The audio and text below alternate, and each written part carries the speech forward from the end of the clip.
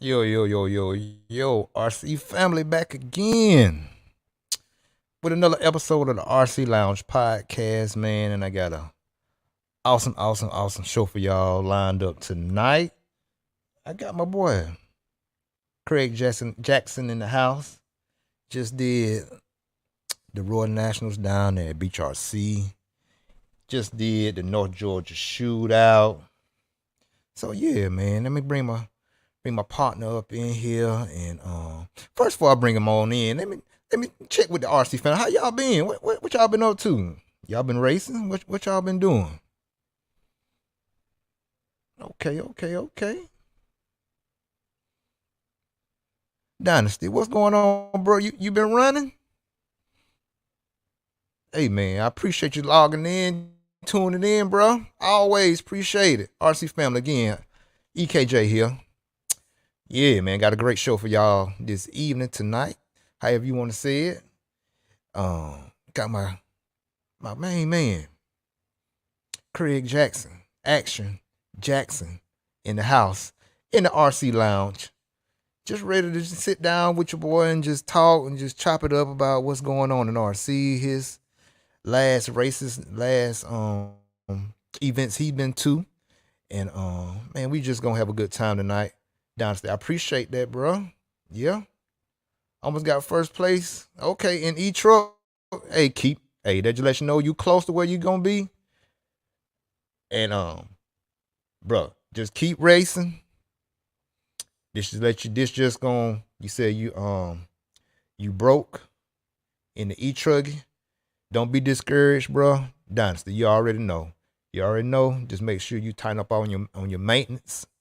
Cause that's the first thing. We can't finish first because we first got to bury the finish. You know what I'm saying? So you where you at? You where you need to be. You see you got the speed.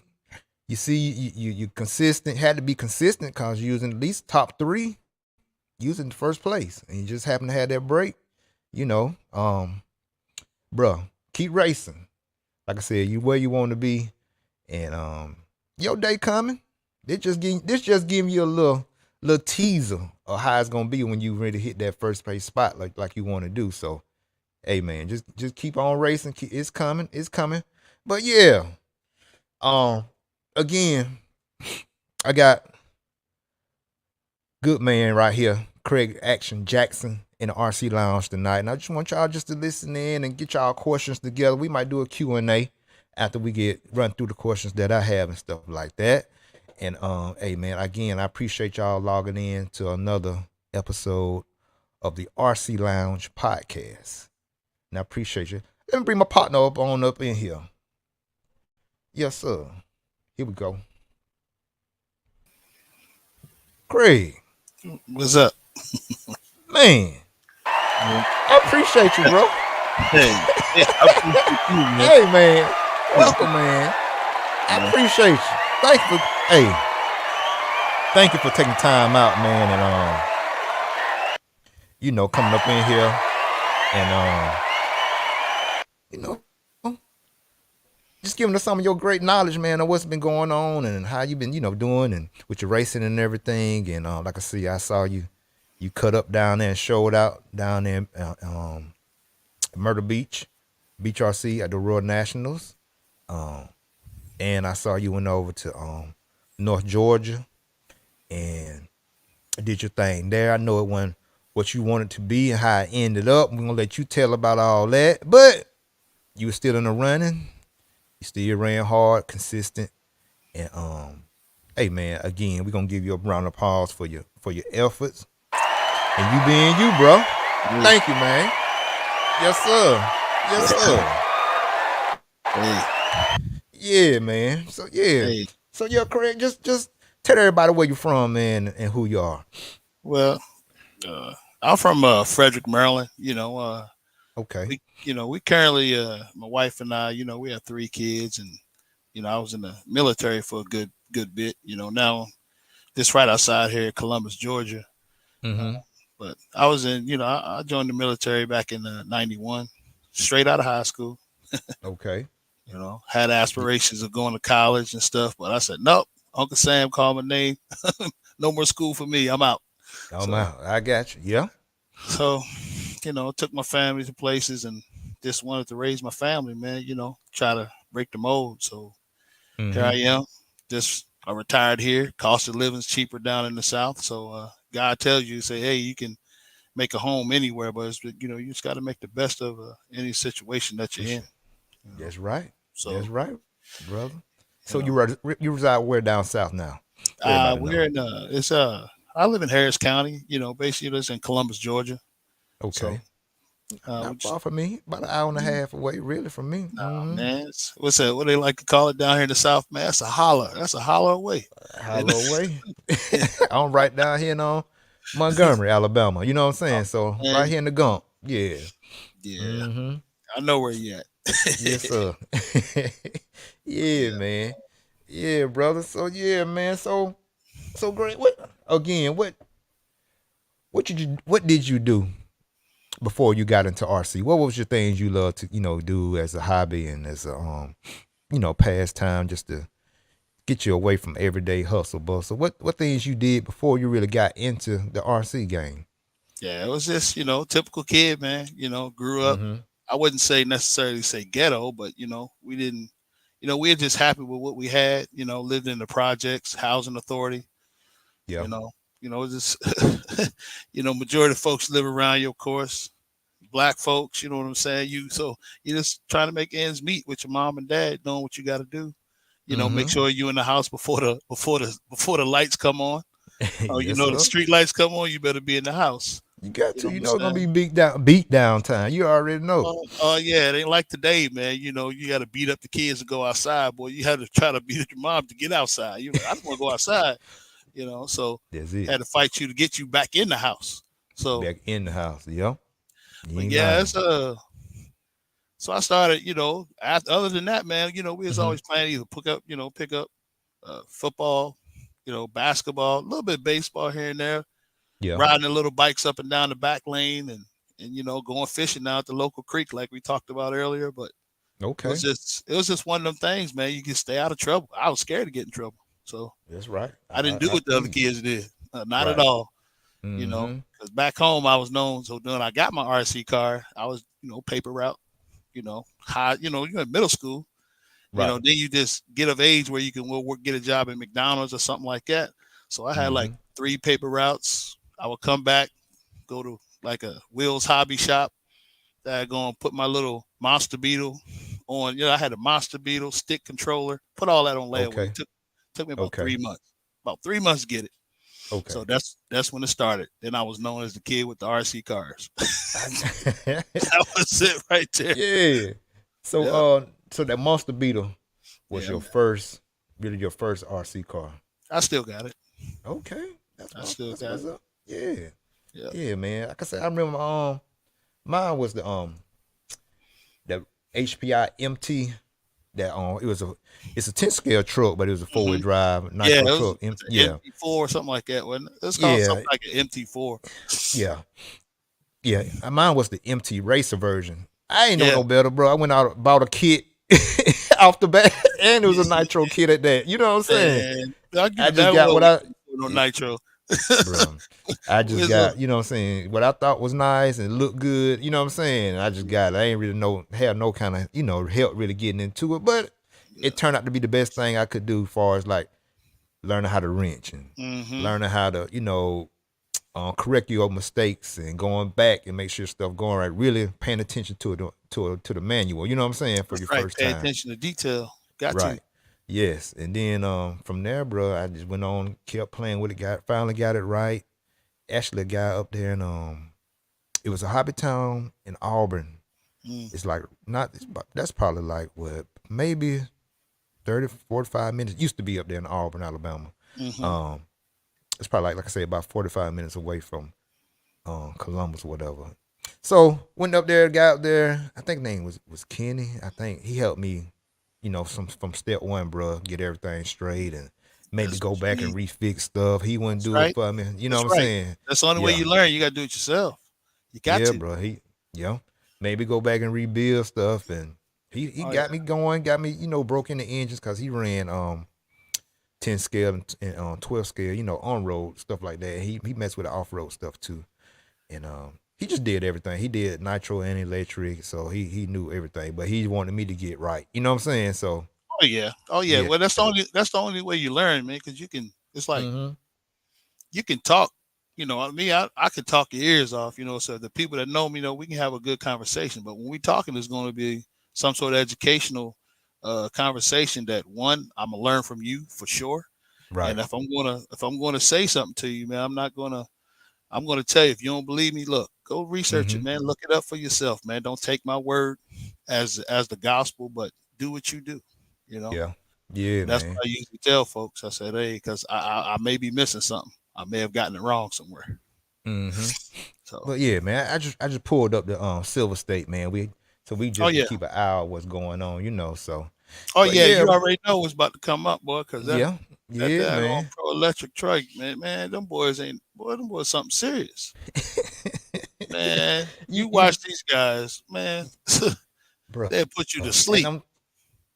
I'm trying to tell you, man. And then at this track, and really just a little bit different Hmm. because they were saying, how the driver stand is a little bit on a Lower, lower level than it usually right, be, like, what I'm right. saying, than it usually is. So they really have just like a straight line, level eye Yeah, view of the line of track sight. instead of, instead of over the top of the track like we used to. So, and they still putting it down. You know what I'm saying? So, Yeah, but a lot of times though, right? mm-hmm. Far as with my old eyes, I'm not old, but with a little bit more seasoned eyes, being 52, our hand and eye coordination, our depth perceptions, as you can see, I just like started wearing glasses about 2 years ago.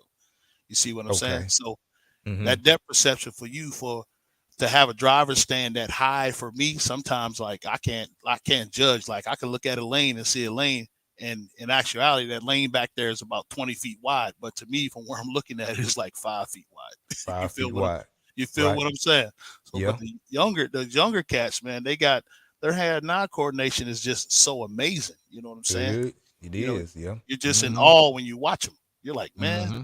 dude, I'm gonna get like it one day because when we talked about like how I got to where I am for the most part, but it's like when you watch them race, it's just so amazing that you think, man, I'll never be like that. But that's what I used to Yeah. tell myself. I used to Uh-huh. tell myself that so much, and being around a lot of the guy or a lot of the good drivers is like you're Uh-huh. like, man, you start you start picking up what they're doing, and it's just all about that trigger manipulation, and you thinking you have to go all out. You don't have to Right. go all out, man. You just have to learn Mm-hmm. your radio. Because I seen guys come out there with the cheapest and the oldest of equipment and kick everybody's tail. Yeah. Old So, school. bro, yeah, man, we're gonna get back onto these questions, but yeah, man. So, okay, you started with the had you got your first car.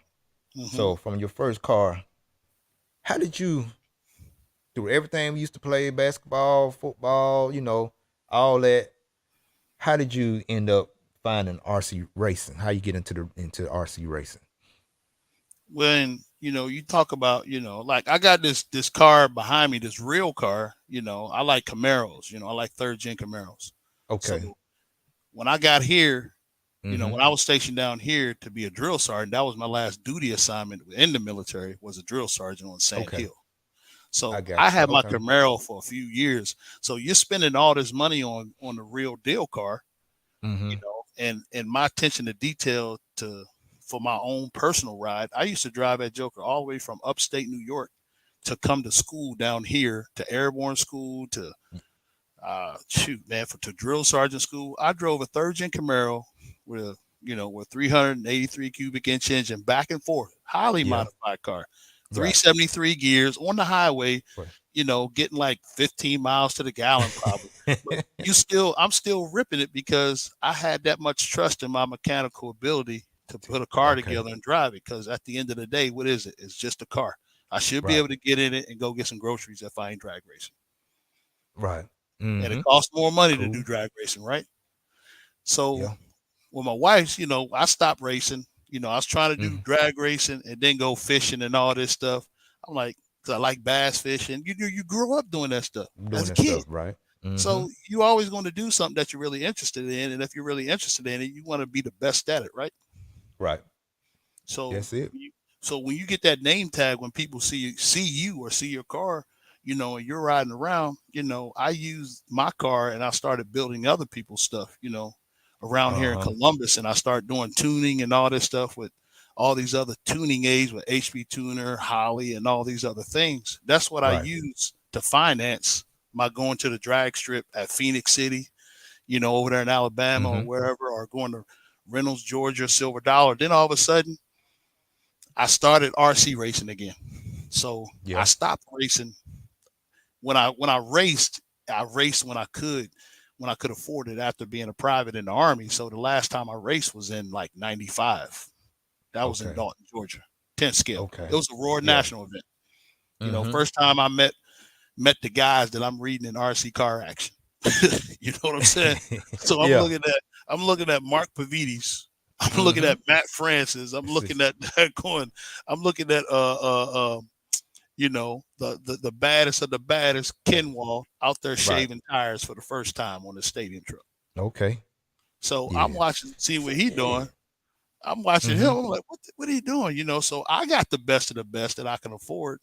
Mm-hmm. Novak, Reedy, Associated. I took my T3 out there, and Mike Yeah. Reedy. Lo and behold, Mike Reedy takes my car. I'm in a class I ain't even supposed to be running. Dude, I had no clue. You're doing all the little hobby town. I mean, all of the little club racing, which they didn't call club racing back then, back in right. 95, 96. Is this you went to go to? You was in a club to in order to do that. You had to be in a club to go racing. Club. Mm-hmm. So we raced, but I was just like trying to keep up with all the other fast guys in the Yeah. area in Nashville and all that stuff. So when I came down here, then I went again to Dalton, Mm-hmm. Georgia for a second time. Mike Reedy remembered, and he took my motor and he started tuning it. So I had it like a Okay. Sonic 2 Son. or something like that. Sonic Mm-hmm. 2 O, with the letter O. So I think it was like 11 double or something. So he Okay. took it and tweaked it. Then Yeah. Mark Pavides took my car and he drove it. P. drove it. Yeah. He That's he what's up. drove it. I had a I Yeah. had a I had a 3 PDF or something. It was a 3 PDF. I still got it over here. So Uh-huh. he drove the car. He said, "Yeah, man, that should be good." Man, he gave that radio back to me, dude. I pulled that trigger, man. I was like, oh Lord, I can't handle this. So I'm in something like Yeah. E main or something like that. It was like low. So my Mm-hmm. weekend was cut short. I was just in like awe, like watching these dudes race. So I Right. haven't raced for a while. Went to Mm-hmm. came down. I left Fort Campbell. No, actually, Okay.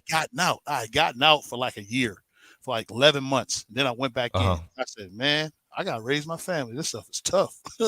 So I went back in, and yeah. then I stayed at Fort Campbell, stayed there for 6 years, and then I left. I mean, then I got orders to go back up to Fort Drum, Mm-hmm. Iraq, Afghanistan, yada, yada, yada. I get down Right. here. I went to Kosovo, all those places. I was like deployed like 5 times Okay. out of that last about 5 to 6 years. So I was always Right. deployed. So when we Mm-hmm. came back last time from Afghanistan, we had orders to be a drill sergeant. So that's how I come about driving my car down here to Fort Jackson to go to drill sergeant school. But I was Yeah. already airborne qualified. So I did all Mm-hmm. this other stuff.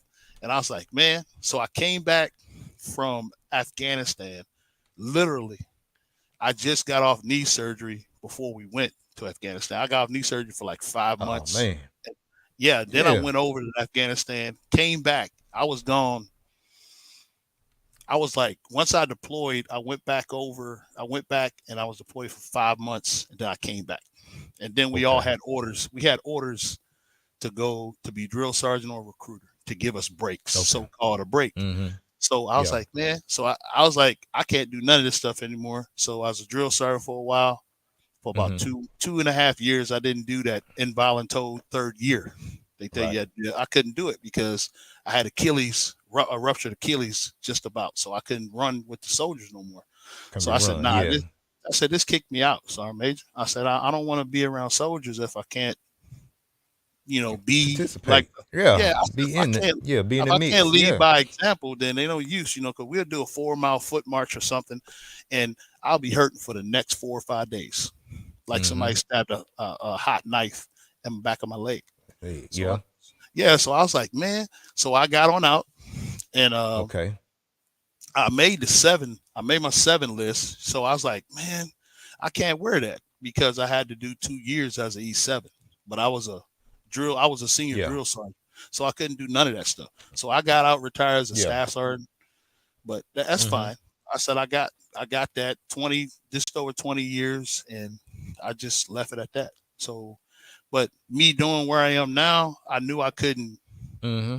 I didn't want to do RC racing anymore because people, I mean, drag racing and stuff and working on people's cars because it took too much of my Too much time of and people time. Yeah. Yeah. wanted to utilize, they took my kindness for weakness. So when I would try to work on their car, I would do, they knew I was a little cheaper than everyone else than the well-known names around here Right. in Columbus, Georgia.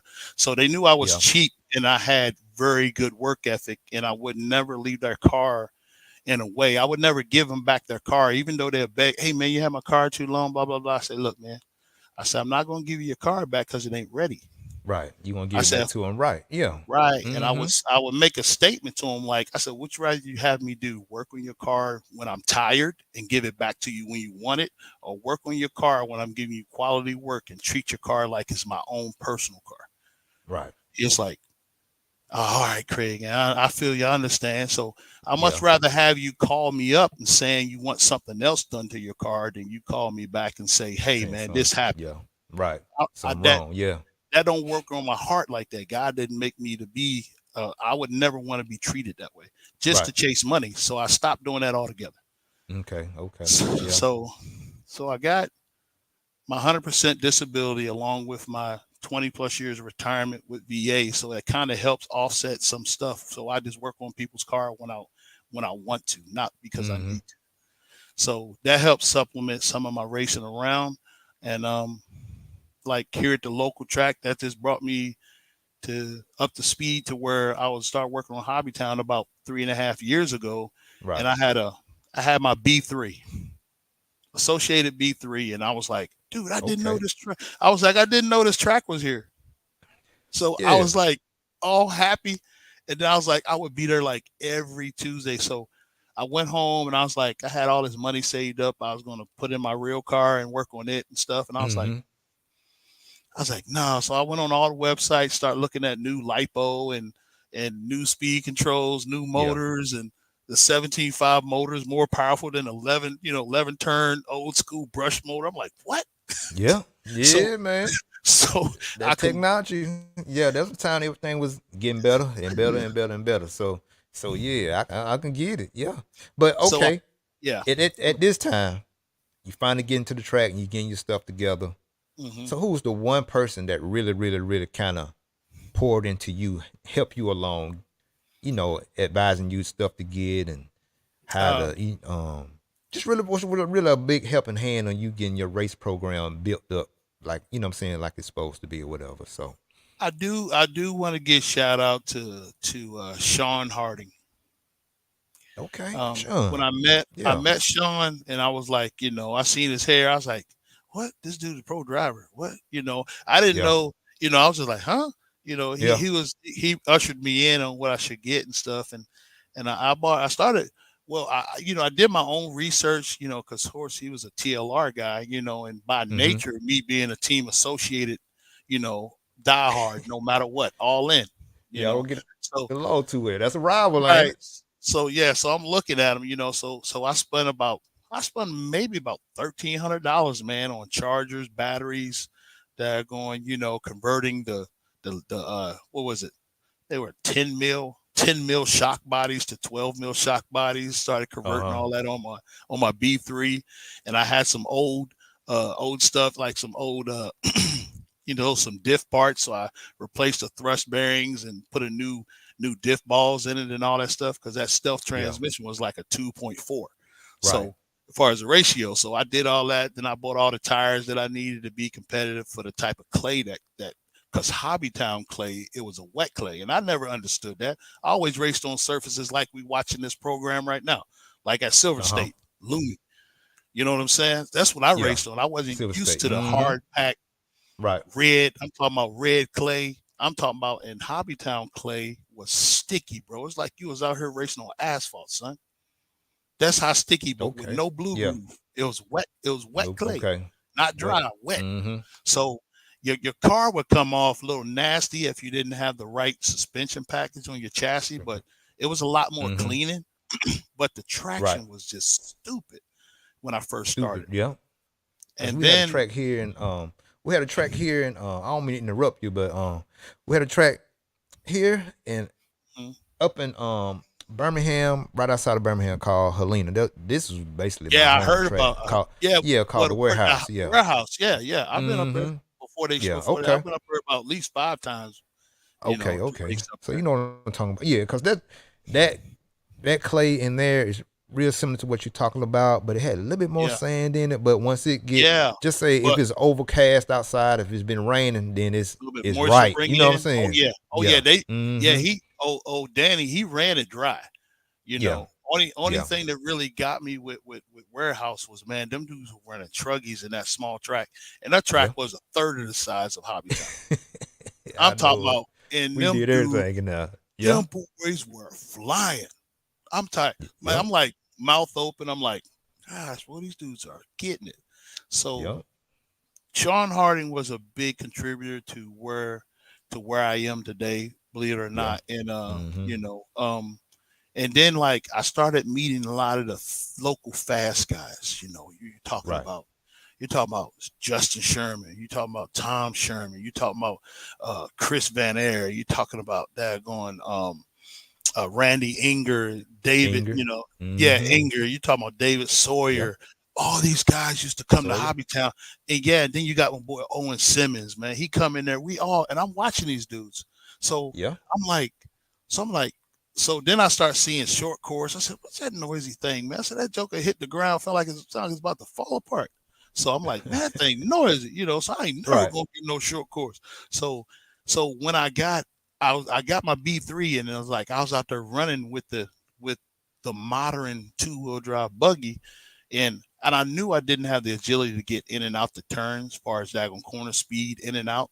So I was Right. like, but it's like I used to call it the big block killer, because that joker Okay. used to come down the back straightaway, and that Mm-hmm. 17.5 motor used to turn up, son. I'm saying I'll be right there. They were like toting the tires going down the straightaway. I'm like, because it's rear motor. Yeah. I'm like, I said, are you Mm-hmm. kidding me, man? They said, what you got in there? I said, man, it's a 17.5, man. He said, no, man. I said, 17.5. Look, man, Right. that thing is flying out there. So the gear ratio that I had was weird. I was just like put on there whatever I had. Yeah. So so we went, and I was like, so one guy was like, man, because I went it was like, dude, I ain't had no job. Right. So I was at So you was Hobbytown free. like 3 or 4 Mm-hmm. times a week. So I'm talking about practicing. So I would get in there, and one guy was like, man, you in here all the time, ain't you? I said, dude, it's just like you play basketball. You got practice to get better. I said, these dudes are too fast. I said, I'm Right. getting tired. I said, I like winning. It ain't about me just winning. It's just Mm-hmm. a competition of actually doing better and better. I said, that's what I'm in love with. I'm in love with what I can do and not what I can't do. So I Right. kept telling myself, I'll never get as fast as those guys. And that's where it started for me, right Mm-hmm. there. So one guy say, here, man, you only drive this 6.1, man. It's 6.3. So I drove it, or it's a 6.1 or 6.2. And I was like, what? I drove that thing. Okay. I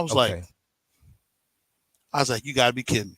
I said, this joker right here feel like it got 4-wheel drive. I said, no pushing. So it's I night said, different, night and day yeah, difference. it was not. I was like, it was point and shoot. So I started driving it, and the guy was like, so Sean had the timing system on. First, I was like, beginning of that week, at one time, I said, Sean, Uh man, huh. hey, man, I was like a little kid. I was like, dude, come drive my B3, man. Come drive my B3. So, because I get a kick out of watching people that know how to drive very good. I Right. enjoy watching people go fast. So, just as much. So, and I'm Right. excited. I said, you can drive my car faster than me. I'm just like, hey, man, look at that joker. That joker look good. Don't I it said, look good? Don't it? It don't even look and like I the same built that. car with somebody. Right, right. I said, man, then I was like, I started saying to Sean, I was like, man, I hate you, bro. I said, I hate Make you, your man. own. Make you Yeah, look bad with your own car. he Hey, hey, and he would tell me man, that he would reminisce on that story for like the past couple years. He said, "Man, I still remember the look on your face, dude." He said, "It's priceless." He said, "You was like a little kid when you said, 'Hey, man, here, Sean, drive bro. my car.'" So then once I drove the dude's car, man, and it was the same reaction that the other guy, Mm-hmm. that gentleman let me drive his car. He's like, "Dude," he said, "you drive my car better than mine, man. Get my car back." So then literally, I Yeah. put his radio down. I went into the Uh-huh. store and I bought one. Bro. So I went to the store and bought it, and then I put that kit together. And the next club race we had, I was right there Uh-huh. behind Sean, and Sean would just lead me because he would have the skill. Right. He would just have the knowledge of how to build the car. You know, what I'm saying, as far as Uh-huh. building the car, making changes, track conditions, and me overshooting. You know, over driving the car like Yeah. crazy. And he was just a way better driver than myself. So when I Yeah. started, that's when I started doubling down on my time of practice, bro. I used to come on Saturdays, go after church on Sundays. Dude, I Okay. was in there probably about Mm-hmm. five times a week. Okay. Yeah. And Mm-hmm. then when I was starting to, when I realized when Sean, I stopped Sean from lapping me. It was like, okay, I stopped him from lapping me one lap. So now I'm only one lap down. Okay. Then when I Right. started getting to a point where I was on the same lap as he was, then it came to a point where I was either neck and neck with him, and it was like a roll of the dice and I would win sometimes. And then it Okay. was a point where it was like, whoever didn't mess up. Mm-hmm. So when it So got at to this that, time, so right. yeah, at this time when you saw yourself, it seemed like you saw yourself, progressing, you know what I'm saying? Yeah. From, Yeah. from race to race over, what I'm saying, throughout the year, you saw yourself getting better and get better and get better. Yep. So what was some of the things that Sean that kind of emphasized on you to start doing to get you, up to the point where you was really competitive, on their level? What were at least like three things that they always would tell you to do to help you, progress like you was doing? He would tell me to be patient. She said Okay. to slow down. And if I wrecked, because it was like I would lose total focus if I would wreck. So as soon as I Uh huh. wreck, it would feel like I just threw it all away. And I would like I got kind of you. not give it up, not give up, but just get down on myself and beat myself up. Yeah. And two, and two was picking and choosing when to make a pass. Okay. And the number one thing that killed me was not is paying attention to the other car, like looking at lap traffic and getting frustrated because they wouldn't get out of my way. Mm-hmm. So by then, when Sean realized that I didn't need his help anymore, of course, all of the assistance stopped. He knew I was starting to get on my tire game, Yeah. tire preparation, So properly gluing the tires, yeah. smoking the tires, and whatever Mm-hmm. tire, and just then a very good friend of mine that I befriended was Chris Van Air. Okay, I started listening Chris to Van Chris Air. Van Air. Okay. Yeah, Okay. he's one of the So at team this time, associated drivers. Right. mm-hmm. Go ahead. I'm sorry. Go ahead. So I was just gonna say, oh, go ahead, we good. I was just gonna say, like at this time, the transition from Sean and you getting better, and you're now really focusing on your car and make sure everything tight, your mechanic, all this stuff, all that at this time, it seemed like everything, all that was on point. Right. So when Van Air came onto the picture, was it that time you really start looking in on your setup, learning setup, stuff like that? How did Van Air help you with that? He actually, like, first off, like, when I just want to just backtrack a little bit on what Sean, and I and Okay. I appreciate, and I have so much respect for my man, because he works hard, and all of us have different agendas on why we do things. But at the Yeah. same time, man, he's very smart man, and it's just when he realized, like, we switched cars one time after we Right. raced, and we had a real good race, man, and Uh he was huh. on his game, and I didn't mess up, and he couldn't catch me. So when I put the pressure on him, he said, Okay. "Let me drive your car once." Mm-hmm. So he drove my car, and And like on previous sessions, this was a different time that he drove my car. When I started getting faster, he said, let me see how Yeah. he said, man, your car just seems settled. Then he asked me what I was doing or something, but then I drove his car. I said, man, I can't handle that. I said, your hand and eye coordination Yeah. is stupid, Sean. I can't mess with your. I'm literally, dude. He has like positive EPA on steering, bro. I can't keep Okay. up with him. So when he drove Yep. my car, he told me that my car felt lazy. I said, well, man, your car is just too busy. I can't Too do that, yeah, man. I too said, I'm messing around, too break. I'm gonna twitchy. break your car. I said, dude, Mm-hmm. I can't keep up with your hand and eye coordination. So he turned mine up and he gave my radio back. And I was like, dude, I can't do this. I said, man, I'm putting it back where I was. I said, because I can't duplicate none of that. So, Yeah. but he kept the car the way it was. But then Mm-hmm. um, he used to hold a lot of races and stuff, and all of the named people that I said before used to come in attendance. So all those guys Right. are just so daggone fast, and I look so much. I look up to Chris because he wasn't a team associated driver, J Concept sponsored guy. Me, I'm Mm-hmm. just a veteran dog. I'm with real life and Right. everything I got, I pay for. So that Mm-hmm. was my whole mindset was that, dude, I can't, man, don't this dude know I ain't got no money like that? I Yeah. said, I just can't be throwing money around like that and buying Mm-hmm. this. So he started giving me some of his tires or, help me out with tires. I said, dude, I want your best. I don't want your used stuff. Right. I said, that's not going to help me, man. And then he was like, well, I said, look, dude, I'll pay you whatever. I said, don't give me no, I don't want, he said, no, I'll give these to you. I don't want you to give me anything, bro. I said, I'll pay my way. All right. Mm-hmm. So when he said, okay, do this. I said, okay, why? I said, you telling me to do this, but I want to know the why, Why? Oh, okay. I got you you. know? Yeah. So then a real good guy, man, I befriended, his name was Brock Peterson. Okay. He's a Kyosho, man, diehard Kyosho, man. I'm So saying awesome person. So he mm-hmm. said, Craig, he said, let me show you something. So he showed me the essentials of RC racing. Okay. He didn't show me invisible speed. I ain't know nothing about invisible speed. I would go online and I would copy someone's layout on associated website and try to put their setup on my car and see how it affects me. And I'm like, Right. okay, I'm put the setup on, but what does all this do? Why am I changing Mm-hmm. this? So I Yeah. wanted to I wanted to put the name. I wanted to put the why to every change that I'm making to the car. Making. So when I Right. so when I started doing that, I got the essentials. So when I got the Right. essentials and I started playing with camber, I start playing with roll center, I start playing with this, that, and the other, anything that I could wrap Mm-hmm. my head around. So, I didn't want to confuse myself. So I didn't allow. So when like the stuff that Chris was telling me to do, I was doing it. Then I was like, man, I can't do that. My car ain't running right. So when I see him, so I would look at what he's doing. So then we went straight in. I said, look, you know what, man? I said, all these changes I'm doing to my car don't mean squat if I'm exhibiting bad driving habits. So Okay. Chris took Makes Chris took sense. me in.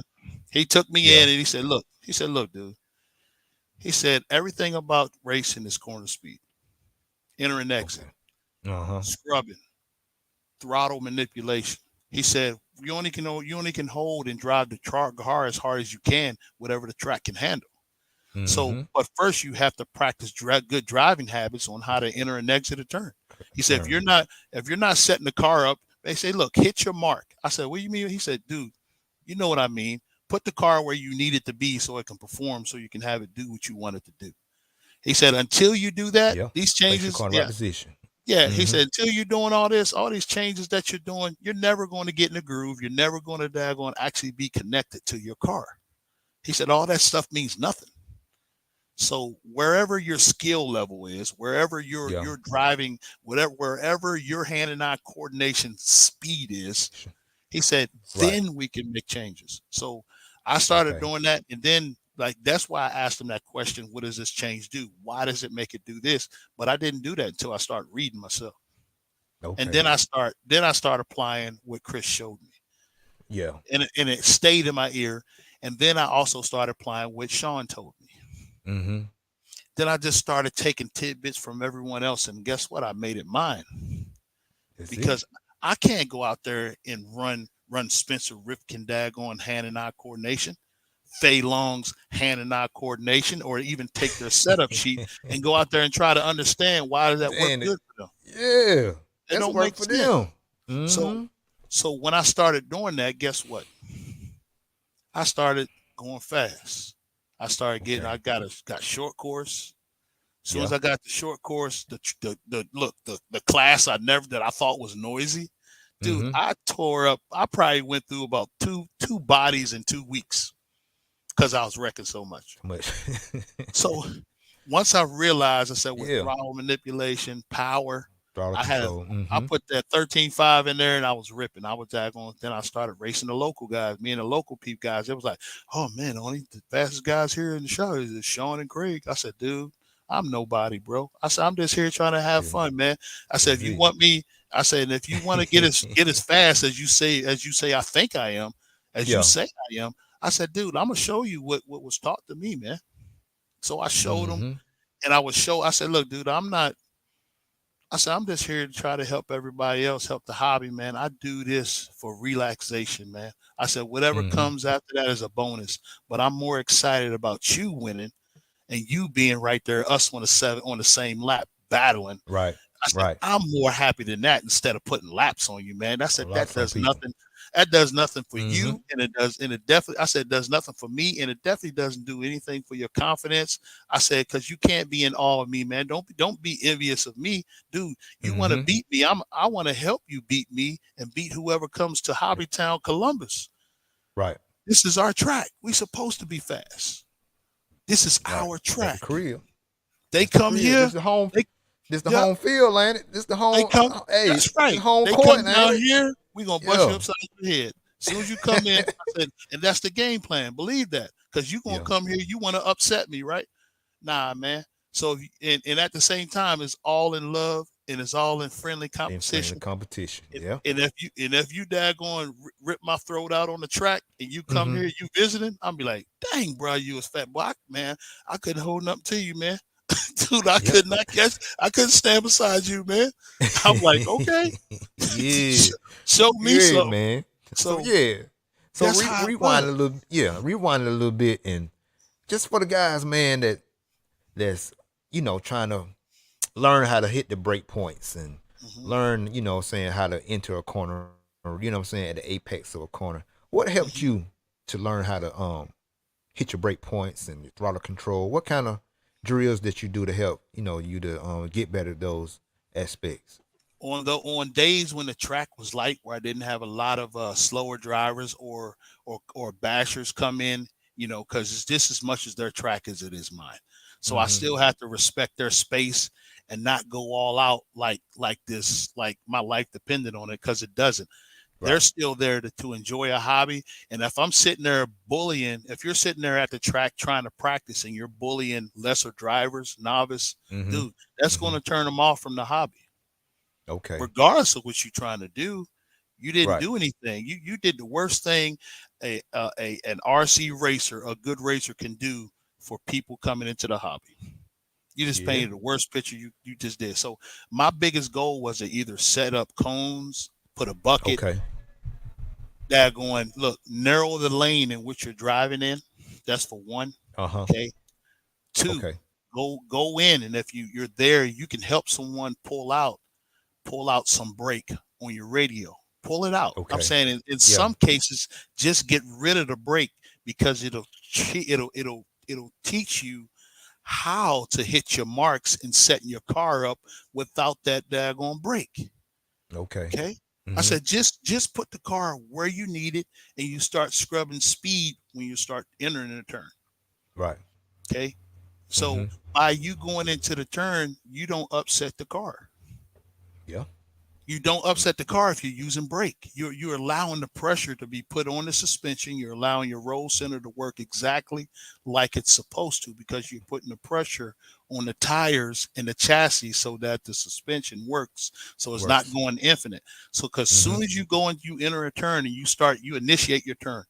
Okay, Right. before you initiate your turn, you must set the car up and put it on the mark on where you want to initiate. So as soon as you get to the point where you want to run, then look and don't do two things at the same time. Don't hit Okay. your brake and Right. don't turn at the same time. You do them separately. Mm-hmm. You hit your brake. That ain't, and that's not saying going full. That's like, Yeah. and then going, then you're either one. Listen, you're always either one. You're either going to be on throttle On throttle. or you're going to be on brake. Never Okay. neutral. You're Okay. never, it's never going to freewheel. So what suspension does, just like your drivetrain or your diff does, it goes back. So it's going to travel the passive leaf resistance. So your wheels are going to go just like this. So when you enter a Mm-hmm. turn and you're not under load, this is what it's going Yeah. to do. It's going to come in, everything's going like this. As soon as you go neutral, this is what's going to happen. So your Yeah. car is going to go, you, all right. Spin out. Then Yeah. you're going to say, I ain't got no traction in the turn. Well, you're not putting the load on your drivetrain, right? So that's the So thing you don't want. You don't want a free wheel. you don't want a free will. You're all Mm-hmm. listen. You're always going to be on one of the two. So just like you're seeing, we're watching this race now, this B main, right? B You main. watching Yeah. the 40 nitro car. plus. Now watch his now watch his car. It's like every time you see his car go like this, that means he's coming Mm-hmm. on and off throttle. Even though well, we already know the conditions is loomy. So what you Right. want to do, you just want to plant the tire, right? So you want to plant the entire rear end so that it acts like a positive rear end and not a daggone open diff, right? Open diff. Okay. You Mm-hmm. understand? You understand what I'm saying? It's either Yeah. a gear diff or ball diff. And Right. if your ball diff, and the looser it is, or the loose, it's more a little bit more complicated in it. But you will not be able to estimate the amount of power that you have in a turn if you're not exhibiting good driving habit and good driving Okay. technique. Okay. So then you won't know what to change. So oh man, I think I'm gonna go up on Mm-hmm. diff oil. Why are you gonna go up on diff oil? Okay, which one are you gonna go up on? What Right. drive do you want? So you what? Oh, the car is pushing. Okay, the diff oil is too thick. Loosen it up. Well, which one? Well, loosen the rear up. See how fast. Just start with your rear diff first. It's the easiest to do. Mm-hmm. See how fast the rotation is going to be. How fast, just like JQ, he talks about it. I read some of his stuff, but like Yeah. it's just once you start applying some of these same essentials and basics for how the car is reacting, once you get the Yeah. understanding of it, dude, your eyes you'll be like, oh, now I understand. But you Okay. but you have to practice. It starts with good driving technique. And I'm sorry, the number one thing that you really should do, guys, is don't worry about what the other guy's doing. Look at your car. Well, say that again, man. Stop Say it looking one more at the time. other So guy. Stop looking okay. at your competitor's car and look at your car. Mm. Okay. Use your Mm-hmm. peripheral vision and just see where you want to put your car. Only time you're looking ahead, it's like stop looking at your partner's car, because by the time when you're concentrating on a competitor's car that's in front of you or in the back of you, you already lost track of where your car is on the track. You Mm-hmm. already lost track. So you either going to blow an apex, or you're either going to wreck, or you're going to try to compensate because you say, okay, oh man. So just look at your car and put your car where it's supposed to be. B. Okay. Just I got hit your mark, you. Mm-hmm. and practice that good driving habit. Like I said, number one, narrow the lanes on where you're practicing to help you kind of to set the mark where you want to put the car, because you know if you Mm-hmm. go over here, you're going to hit the bucket. You go over here, you're going to hit the Right. cone. So you need to put the Mm-hmm. car in between the cone and that apex on where you want the car to be.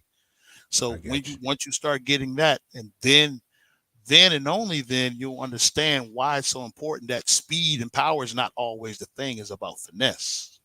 I got you. Mm-hmm. All Where right. you put the car? Yeah. Where Yeah. you put the car, that's going to initial. And then don't brake and turn at the same time. Do each one of those independently. So that means you start Mm-hmm. scrubbing speed, or you start tapping the brake just a little bit before you start turning. Then that Yeah. also, when you turn, that's called scrub. You're going to scrub just like you scrub for jumps. You scrub for this. So you're going to scrub for apex for a turn too, so you can keep the corner speed, the entry and exit speed the same. So you can come in with the speed that you need, and you can power out of the turn. Power out. Okay. Yeah. That's Once what's and up. like and Chris taught me that, man. Chris Van Air had me really focusing on that, and always doing 10th scale. Two-wheel 10th scale is the best Yeah. training aid ever. So for people getting into the hobby for bashing, go get your Mm-hmm. four-wheel drive. Yeah, go get it. But there's going to be a point where you're going to have to drive a car where you're not comfortable. So when you Okay. do, So when you do drive a car, two-wheel drive, or properly set up two-wheel drive, which like 9 chances out of 10, a box stock setup for any kit that you have that's two-wheel drive will get you in the ballpark. And if you start applying good driving habits like we was talking about, the initial, Yeah. then everything Mm-hmm. else, then everything else, then you'll feel like you're actually in the car. You feel like I you're got you. part of the car. Card. Right. Yeah. And And then like I you'll said, realize, man, yeah, mm-hmm, because it's funny when, especially when you really have time, like you said, to go practice and mm-hmm, really focus in on your car and really focus in on your driving before you even yeah. hit like do your setup stuff. Once you get And that when driving down, yeah, it locks you in on the cars. Then you can be able to, after you get locked in, used to your mhm, driving style, you knowing what you like, what you know what I'm saying, just by just driving, you will know how you want your car to handle.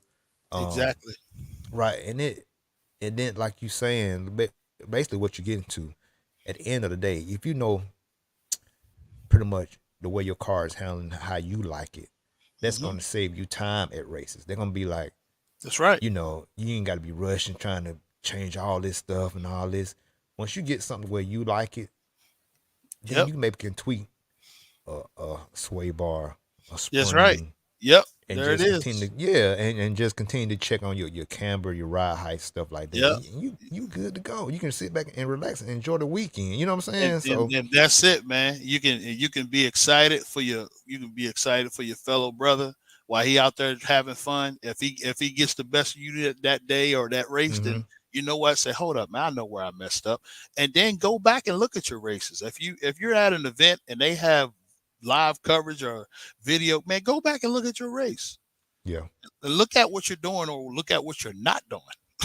Okay. All right, you know what I'm saying? Yeah. And then Makes sense. Yeah. You can go yeah, back. Yeah. so once you start getting really submerged into racing, RC racing, you know, before you get on the track, do a track walk. Just go out there and Mm-hmm. see. And if you got an area after you've been on the track after your track walk, Mm-hmm. go over there and watch the fast guys get through it, and Okay. it'll give you an idea on how to get through something Get through within something. your capability. I got you.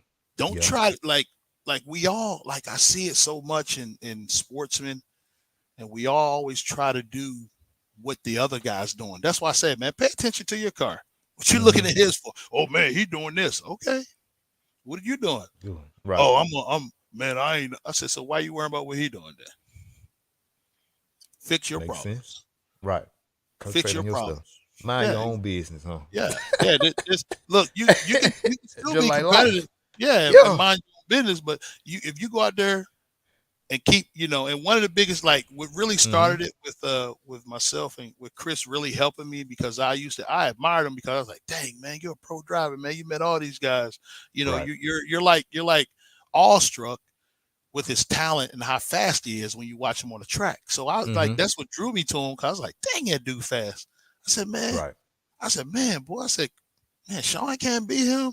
Man, them dudes, man, they are going back and forth, and then you got so many guys, man, that are just like Justin Whitaker, man, like the kid, man, he that I was watching him when he was like 13, 14 years 13. old. Yeah.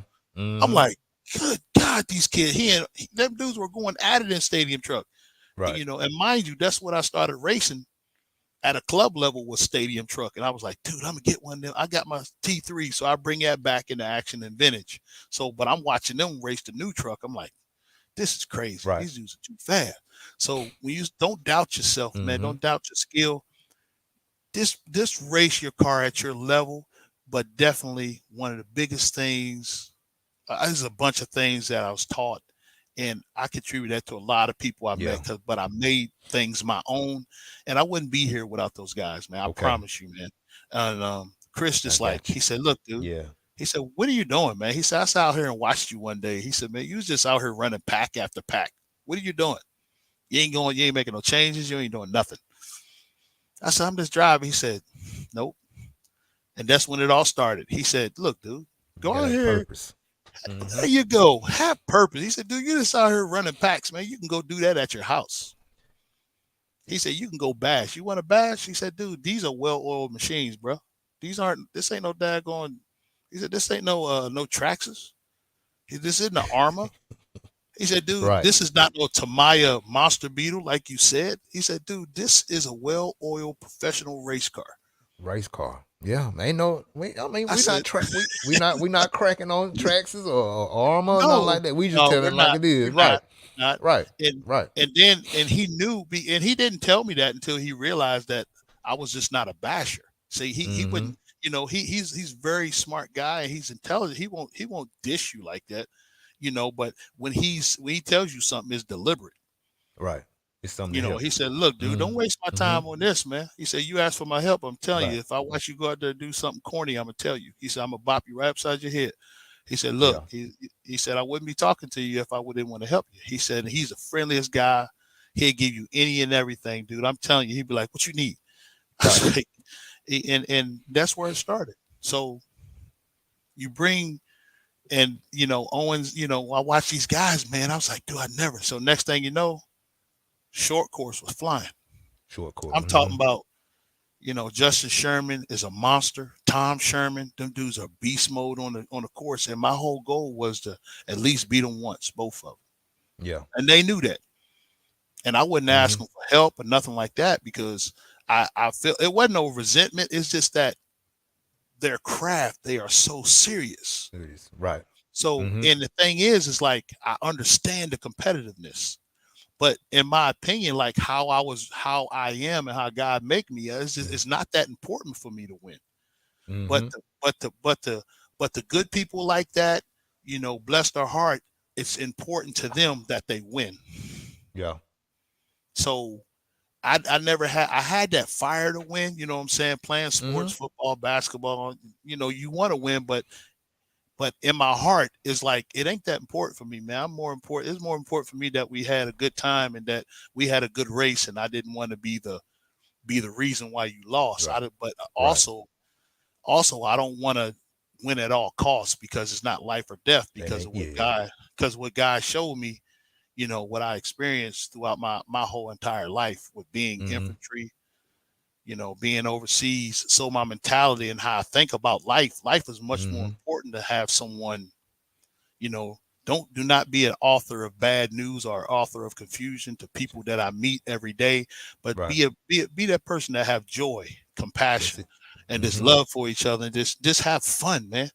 You know That's what I'm it. saying? That's And it. that's the way I saw it, and that's the way I continue Mm-hmm. to see my life. So if it's no matter where RC takes me here, Mm-hmm. I'm saying whatever God's plan is for me, however uh being doing the roar thing and however it impacts my life, my most important thing is seeing joy and satisfaction and happiness on others Oh, when you that's right. help them Right. to do better at Better. at the little RC track, and then you see their results, and then you look at the joy on their face when they get it. Right. And That's then that's when I eh, celebrate. I'm like, look at this. I said, see, you said you couldn't do it. there you You know, go. And then once you look around, and guess what they doing? They helping somebody else. that's the whole thing. Because everybody can't be a pro driver. Mm-hmm. Everybody can't get the endorsements. They can't have the sponsorships. Everyone can't. They don't have that kind of money, man. Right. You know what I'm saying?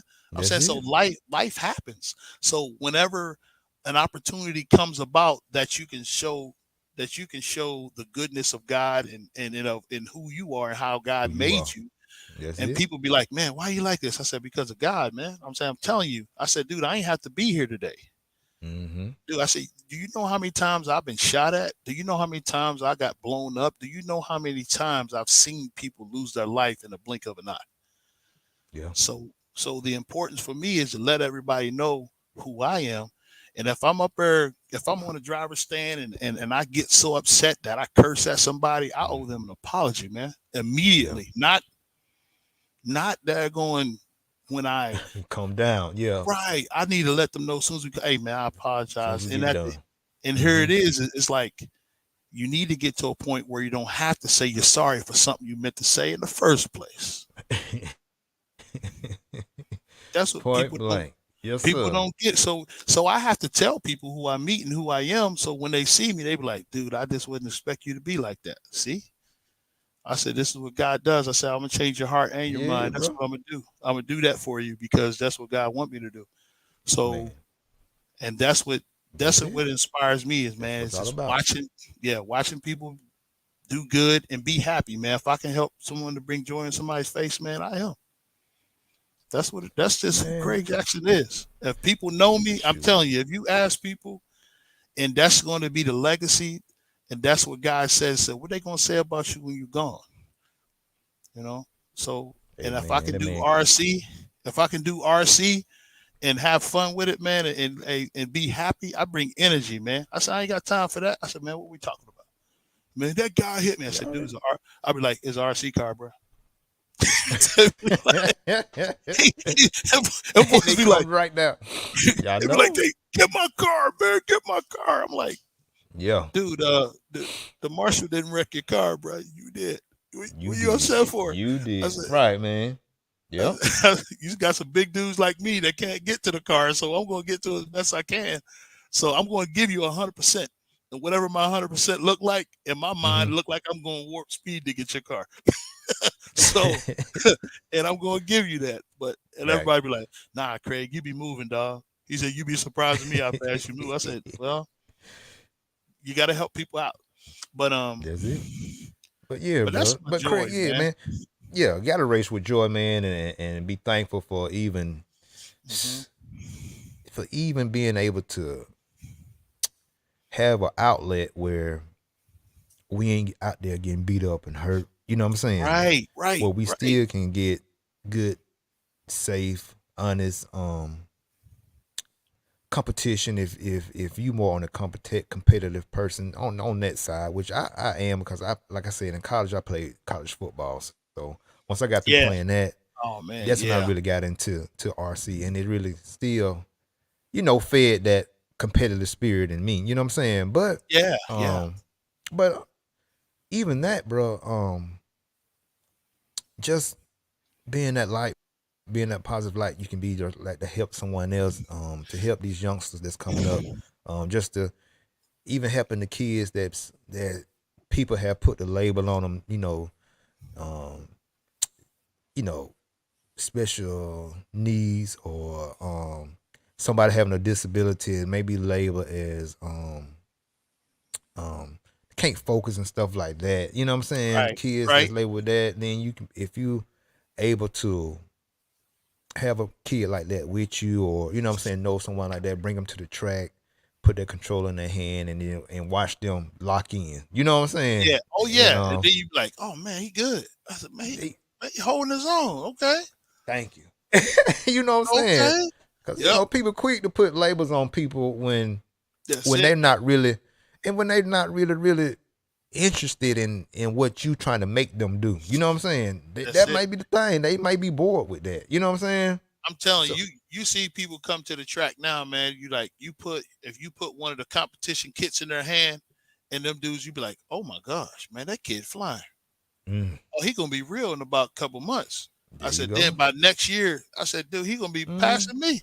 So when you see people like that, and that's what drew me to it because one of the most important thing God wanted me to say, hey, this your stress reliever. Don't get all caught up in the drama. A lot of races are, they're really serious with it. Let them be serious with it, but don't get caught up, man. Don't get caught yeah, up and allow yourself to show them allow them to see who you truly are. Not and it's yeah.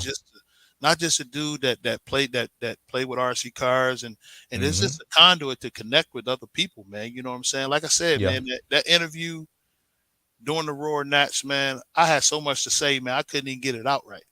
Bro, You know, just break it down raw next.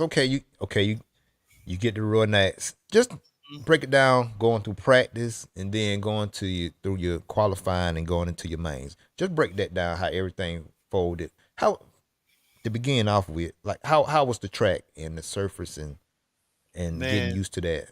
Break it man, down for us. Mm-hmm. Brett Densford and his crew, Lucas Lauren, man, that dude and his crew, they did a bang up job on the track. And the Okay. track is always sticky, bro. Yeah. It's always sticky. But this time of year for us to hold any type of race, because the only like the races that when they were there, it's either going to be in because of the humidity, how Uh-huh. hot it gets in at Myrtle Beach. You know, he has events during either the spring or just before the spring at the end of summer, or it's like in fall. So you Right. got Masters of Dirt, that's in September, end of September. Okay. And Right. then you always have Palmetto, Palmetto Classic, which be in like February or March or something like that, right? Okay. So it doesn't interfere with SIC or Psycho Nitro Second Blast. So nitro. it's like it's always in March sometime. Yeah. So the weather is like it's still kind of really cool and then the humidity is really low, right? Okay. So, besides Masters Dirt, it'll get a little spicy sometimes, but not much at all. The humidity still be low. But on this occasion, man, because the Yeah. Royal Nationals in April, you know what I'm saying? Pollen season, it just almost finished pollen season. So when we Right. get there, like the Mm-hmm. next day, the overcast. So you get there, it's like overcast. So the heat and the humidity was high. Hi. Right. Dude, Mm-hmm. inside it was like 86 degrees, bro. That's why you see me sweating, because Yeah. I was sweating the freezer. Mm-hmm. That joker, I'd be right directly in front of the fan, and I still be like, Still be sweating. Yeah. yeah, dude, Mm-hmm. that's not a problem because I'm a little fella. You know what I'm saying? It's because dude, when I was younger, Right. I was like about 210. I look, playing basketball, man. Them dudes ain't want to play no D because I sweat so much. You know Mm-hmm. what I'm saying? So I was always a sweaty guy. But Mm-hmm. dude, like your head is like about 3 feet, 3 to 4 feet, about 3 feet from the ceiling. So you're up in the rafters. So guess what? From the Heat does ceiling. what? So you Heat up in the heat. rises. Heat Right. rises. Mm-hmm. No fan on the driver's stand, and I'm up there sweating like a Hebrew slave. Yeah. So I'm trying to run from the camera. I'm like, dang, boy, Right. I ain't got no sweat rag, like this, right? Be like, Mm-hmm. oh Lord, pat it down Right. before I get on going live. So I'm like, man, I look all crazy, glasses fogging up. So I'm like, man. So we're practicing. So I had already set up all three of Yeah. my cars. I wanted to do 4-wheel drive too, but they only allowed you to do 3 classes. So I wanted to do Okay. 4-wheel So what drive classes you class. ran? I ran Mm-hmm. two wheel drive, 40 plus two wheel mod. Okay. And I ran Mm-hmm. short course and I ran stadium truck. All right. So Okay. I just had the 6.2. Mm-hmm. 6.2 short course. So I just bought the 6.4 and stuff because it had the upgraded steering bell crank. You can daggone change the height of it and all that stuff. So it helped with bump steering with the short course. So that was a real good thing for it. And it did improve the steering. So that's why I went on and purchased that like 2 weeks before that. So I upgraded. And then Right. I was like, so I put the setup on there, got everything straight. Brand new truck, man. It's not even broke in, man. So I'm trying to so I put down my two wheel because I love two Mm-hmm. wheel, man. If I'm comfortable with two wheel on the track, Yeah. even though it's being green, so I used the tires that I had on Palmetto Classic because they were all Okay. broke in for all three Already broke in. cars, Mm-hmm. and I Makes had sense. two sets of tires for each car. So Okay. once the track came off green, and then I was going to wait till like midday, and I was going to start breaking in the tires for for the next day's controlled Yeah. practice. Control So, practice. Okay. but Mm-hmm. it took me like 4 hours to try to figure out my two wheel because I felt anxious, and the reason why I think I felt anxious was because I didn't get enough sleep that night. So Okay. myself and Owen Simmons, my partner Owen, we were on the road. So we Yeah. didn't leave. I went to go pick him up. From his house is like a 5 hour ride. From my house is like 7 hours. Okay. So Okay. I go So pick it's a him up. ride. Right. Right. So we get there and it's like Mm-hmm. we get there right at about 1:30. So we went to go Okay. get the hotel that he and I signed up for. So we get the hotel, the guy wasn't there. So we went to a Motel 6. Okay. Dude, motel, as soon as we pull up, man, I'm like, man, them dudes out. It's like 1:30 in the morning, man. You got two dudes out there and one guy in a wheelchair smoking weed right by the pool. Yeah. So I'm like, Mm-hmm. come on, bro. I say, what's up, fellas? And then, I go in, log in, get into our room. Mm-hmm. As soon as I open the door to get to the hallway, because they put us right by the pool, man. I was perfect. I asked the lady and she hooked me up. So we jumped in. It was like 80 some dollars or something like that with the military discount. So I was like, this one night, Yeah. man, I walk in there, man, smell like weed. So then I opened the door up, man. Looked like some military bunks. It looked, Right. dude, it looked like some military bunks. Two Yeah. twin beds for me and my boy, like two full size beds, but they look like military bunks. Oh man, Literally, y'all look had a like look, throwback moment then. man. It looked like a cot. It looked like a full size cot with a mattress on it. That's what it looked like. Yeah, man. And the smoke detector battery was out. The window was daggone. They removed the screw for the window and everything, Mm-hmm. man. So yeah, that's a weed room. So I'm like, dang, bro. So he's like, man, I'm sleeping on top. I said, man, I don't care where I'm sleeping, man. I'm laying down. So as Yeah. soon as my head hit that pillow, I woke up. We got like 4 hours of sleep. So I got up. I paid 80 some dollars Mm-hmm. for 4 hours sleep because I wanted to do good. But when I got to the That's track, right. because I prepped the car so good, I was so confident that the setups I had, and I used initially some setups for that track because when I went there, my previous runs, the previous 4 times, because I went to two masters and one and two masters and two Palmetto Classics. So I've been there 4 times and I've never used a 70. At Okay. the end of the Right. Palmetto Classic, I put 75 millimeter arms on my buggy. So the buggy wasn't running right, man. So it was twitchy.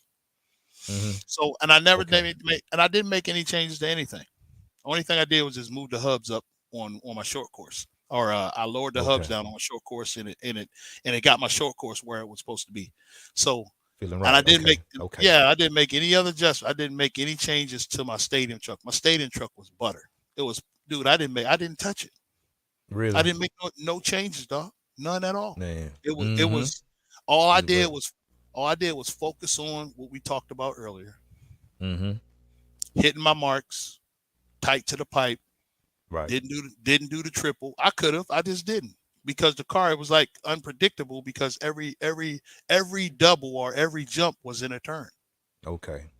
So you had to So be, yeah, right. So your you had to lineup. be So precise. Mm-hmm. And right. make sure So you land right under control. Yeah. yep. All I did Mm-hmm. was just put the car in the middle of the lanes, bro. I wasn't trying to downside the corner tabletop coming off the sweeper or nothing. Because as soon as you hit the ski jump, if you don't land in that little valley of the ski jump, when your Mm-hmm. front suspension was compressed and all you did if you turn that steering wheel just a little bit too far, man, you either jumping on the other side, you hitting a yellow pipe, hitting the corner of the inside pipe, or you going to be over there hitting the daggone wall or the Yeah. outside wall.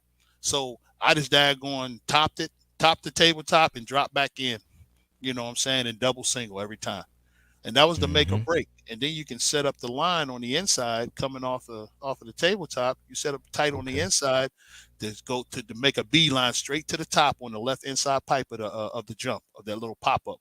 For the And if jump. you landed that Okay. and you put yourself on the inside the pipe and you just kept the car Yeah. tight, no whip. Because Okay. look, the thing Right. naturally was this, dude. You were naturally Mm-hmm. the jumps were making you naturally whip. All Right. right.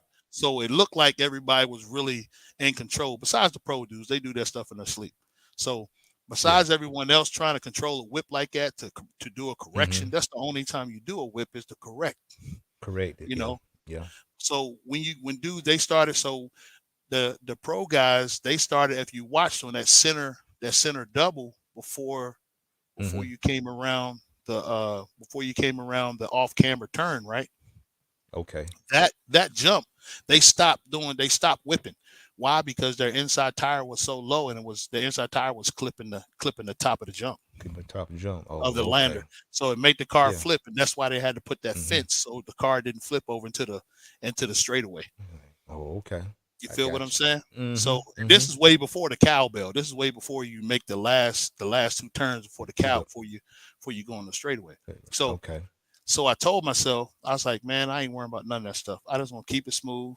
Turn on the speed when I have to turn on the speed because I didn't really Yeah. hammer down because it'd get you in trouble.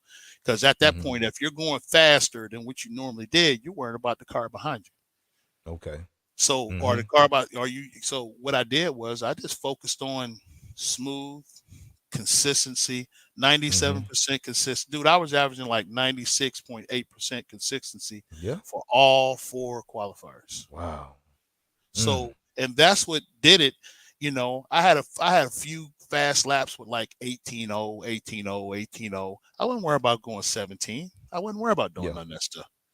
I wasn't Okay. worried about doing the triple. Wasn't doing. I just wanted to keep the car, even though we had a little bit of people. Uh-huh. So stadium truck was whipped. It was on.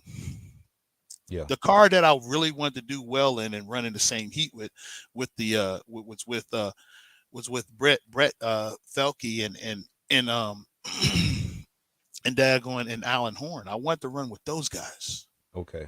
I wanted to run with them, but when my two wheel wasn't doing what I wanted it to do, and like I said, I was chalking it up as me exhibiting bad driving Mm-hmm. habits, being too Mm-hmm. anxious, trying Okay. to be too aggressive. So when I Mm-hmm. stopped being aggressive, when I figured it out, my driving was perfect. It was a setup, Okay. and I didn't figure that setup out until after I messed up my qualifier, my third qualifier. I needed two good qualifiers to be in the A main Right. Okay. Yeah. because my first two was horrible, dude. I barely got 13 laps and then 14 laps. I said, dude, what are you doing, bro? So I was getting frustrated with my two wheel.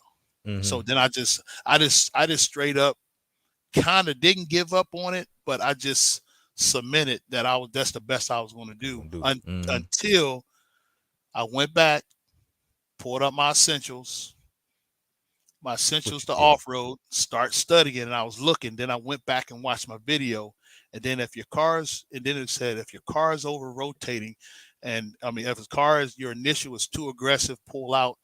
So I started looking at my front end. So I looked at my front end. I made my front end as numb as I could. So Okay. then at that point, I knew that my problem was in the rear. Okay. So Okay. immediately, I saw on my inner camber link it was a little numb, but it was like it was on the center hole, on the center link, on the inner camber link, and I had 3 mil So ride height. yeah. I had 3 mil, so I had a low roll center. I lowered my roll Mm-hmm. center. It was low, so by Mm-hmm. me lowering my roll center, I lowered it, and guess what I did? I went up there and I had my hubs on three. Okay. Okay, I had my Mm-hmm. hubs at position three. So what I Three. did Mm-hmm. was I lowered it even more. So what it did was my initial was numb, but coming out of the corner, it was more aggressive. Okay. And I did that because I lowered my roll center so low, Mm-hmm. too low. So all I did was no, I it like no, it kind of defeated the purpose. So what I did was I put the hubs, I lowered my hubs back down, so I raised my Back down rolls. some. Okay. Yep. Mm-hmm. So I rolled. Mm-hmm. So what I because I raised them both up. So I raised them both up, and it just voided whatever I did for the most part. Right. So Mm-hmm. I just daggone lowered the hubs back down to Back daggone down. to one. I went from 3 to 1, and Mm-hmm. then even to numb the car out even more, to slow it down even more, I added a 5 degree toe, point 0.5. In the rear. Mm-hmm. Point 0.5. I gave it by point 0.5 more degree toe, so I gave myself about 3.5 total. And with the So with the locked it 30, in. Mm-hmm. yeah, to lock it in, dude. It locked in, dude. As soon as I Mm-hmm. felt it during the fourth qualifier, I was like gone. I was gone. I was like, oh, they in trouble now. I said, they lucky. I said they are so lucky they don't have no bumps. I Yeah. promise you, they're lucky they don't have bumps because when I ran it, I was running 17-second lap time. I was right. I was running 17. It was gonna be 17 laps for Oh, 5 minutes. I shoot, was that gave already you a there whole second. Yeah. a whole second. So when I look back at the debt, I was like, and I was comfortable. And you see me driving it during the B main. Mm-hmm. So when I won the B main, I was like, I put a lap on the whole field, just like that. And I was like, and I was just driving, dude. I went from fifth to first based off it. And I told myself, I said, I'm sending it. Right. And I took power out the car. Oh. Mm-hmm. I took power out. I'm saying this is how much power I took out. I took out my 7.5 and I put a 13.5 in. Mm. I put a So you just want 13.5 in. I just you took just it out and I just yeah. pulled the trigger. Just So I was drove. pulling Mm-hmm. what downside in the triple, dude. I was just flying. I didn't even care, man. And I had all the power that I needed, like I was driving a 17.5. So I was like, in every lap, I was getting faster and faster and faster. And I was like, dude, I just wanted to compete with Brett now, man. I just wanted to ride with the Yeah. greats. Dude, it was just Mm-hmm. it was an honor to be with him. But as soon as I figured that out, then I was like, I went to sleep. Qualifying was good. I Yeah. qualified seventh or sixth on the grid. What, seventh on the grid for short course. And I was like, and I made one change on short course before I went out, and I should have left it alone. So because the Okay. car was perfect and it was my Yeah. fault. So Mm-hmm. as soon as I made that first mistake, it was over. But no one was really fast at all. Every Adam Rails was just on his game. He wasn't. He was driving his short course like I was driving my stadium truck. Don't make Okay. no mistake. He wasn't the No fastest mistakes. car out Mm-hmm. there. He was Mm-hmm. just letting everybody else fight, and because he So got out, and that was it. let me ask you this. Yeah, let me ask you this. Okay. Going from how is it different the setup from the stadium truck to the short course? Even though they're both trucks, is it any setup differences to get it to feel like you wanted to feel between the two, or is it pretty much if you feel got one kind of close, you can throw it on the other one, or how you usually do it? They're two different. You can set up you're more likely to try to set up your stadium truck closer to Mm-hmm. your two wheel buggy. Boogie. Okay. Mm-hmm. The short course wheelbase is what kills you. Short course wheelbase Yeah. and a tire height. Okay. Because that joker is like a school bus. That's why they call it Mm-hmm. the school bus. Because that joker will, you want it to daggone, you want the car to rotate, and you also want the suspension. You want the travel. It's real important to have a lot of droop on a short Mm-hmm. course for a track like that. All right. So this is so you know a little tidbit what everyone was doing. Like when we were at Palmetto Classic, a lot of the team associated guys, they were doing some Yeah. experiment change around, and they were putting the buggy towers on the short course and making adjustments to the front and rear suspension, changing different link shock Mm-hmm. shafts themselves, and going with the front buggy shocks and all this stuff with factory team front and rear shock towers, right? So I didn't do Right. none of that. I Okay. didn't want to do any of that. I had Uh, on my short yeah. course, I did use gull wing. Everyone else is running gull wing because that track has a type of traction and the jumps on it are just small enough to really get Mm-hmm. away with using the gull wing with a full body in the length of the chassis to really help it out. So we go with the gull wings and we go with the gull wing shock tower so we can lower the center of gravity on the car. Gravity. Okay. Okay. Okay. Make it lower. Because Mm-hmm. yeah, because the school bus is so tall, man. Some people were using an excess of 40 weight oil in the front and like 32 in the rear. Mm-hmm. You know what I'm saying? And then a lot of those guys, they were using the buggy front, like I said, buggy front towers and the buggy rear towers. But factory Yeah. team had custom towers made just for the short course and and for the stadium truck that would keep the proper width of the tower. Okay. Okay. Mm-hmm. So they're the same height as the buggy towers, but they were narrower if you use the factory towers. So you had to go back out to keep the geometry straight. Okay. So they put that on a short course. They were experimenting with that. They started doing that back up there when they did when they raced up at Hoosier when they did the Yeah. class champions. So, Mm-hmm. but this was like the final test and production before they did it. They wanted to do it before Worlds and all this and try to make things better, or not the Worlds, but before Masters of Dirt. Masters of Dirt. Use Yeah. it at Roar Mm-hmm. and like uh, Palmetto Classic was a good test bed, but I didn't like. I myself didn't trust my driving habit and skills to really benefit from going to go to the buggy towers on a short course or the Dagon Stadium truck. Your truck. Okay. I didn't, Mm-hmm. I didn't, I didn't believe in it. I didn't believe my skills can handle it. I didn't believe I was going to have the difference to make a difference, to take advantage of doing that with my with my driving talent. You feel Yeah. what I'm saying? I I didn't got you. think it was Yeah. going to do me any good. So guess what? I wasn't Mm-hmm. going to waste no time on theories. Right. Okay, because there So you was stick no with what you real. know. Yeah, Mm-hmm. that was just all in the lab at the track testing. There is no you know geometrical theory on why it would work, or physics, laws of physics on why and how it could work. So I'm like, Yeah. man, that don't make sense to me to keep doing what other people are doing. So if if that what the kit was going to be designed for, this is my own thought process. No knock on any of them of my buddies or other drivers that's been doing it. Mm-hmm. I just stuck to what Craig Jackson New. knows Right. and what I'm comfortable with doing. With that's Now, it. and if I'm fast with what I'm doing, I'm gonna stick with it. There's no need for me to change it. It makes sense. So Yeah. that Yeah. that's my mind. So when I Right. did it, I was like, so they asked me. So I had the vision. I just had the vision shock towers, gull wing shock towers for a short course and for the short course in Stadium Truck, which they share both of them, but the Vision Shock Tower had the provision to put the short course front mounting bracket for the Okay. daggone body.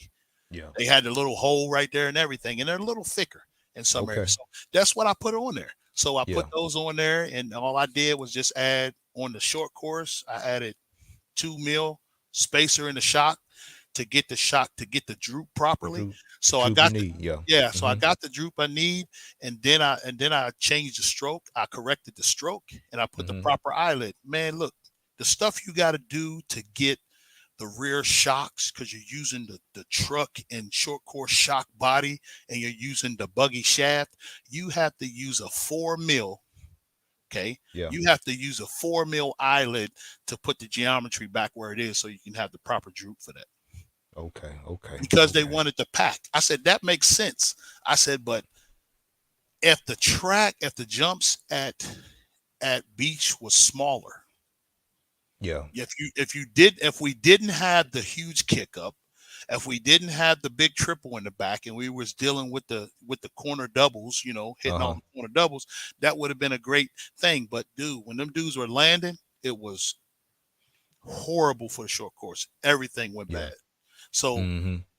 when when I qualified fifth, when I was fifth in the standings as far as position, or on I was Right. on P5, Okay.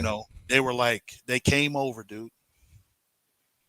Okay. Hey man, Yeah. Mm-hmm. Dave is, he said, man, he's not doing too good, man. Let's look at this. So he looked. They said, what you got on your truck? I said, this is what I got on my truck.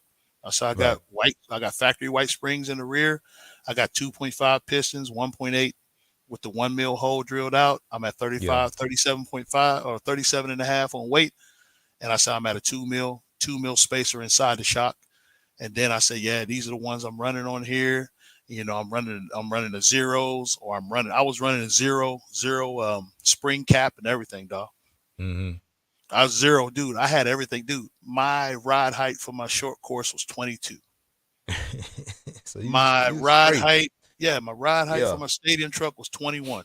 I tried to go Mm. lower, it didn't like it, so I put it back up. Yeah. It just upset the car too much. It's because the Mm-hmm. jumps were too big.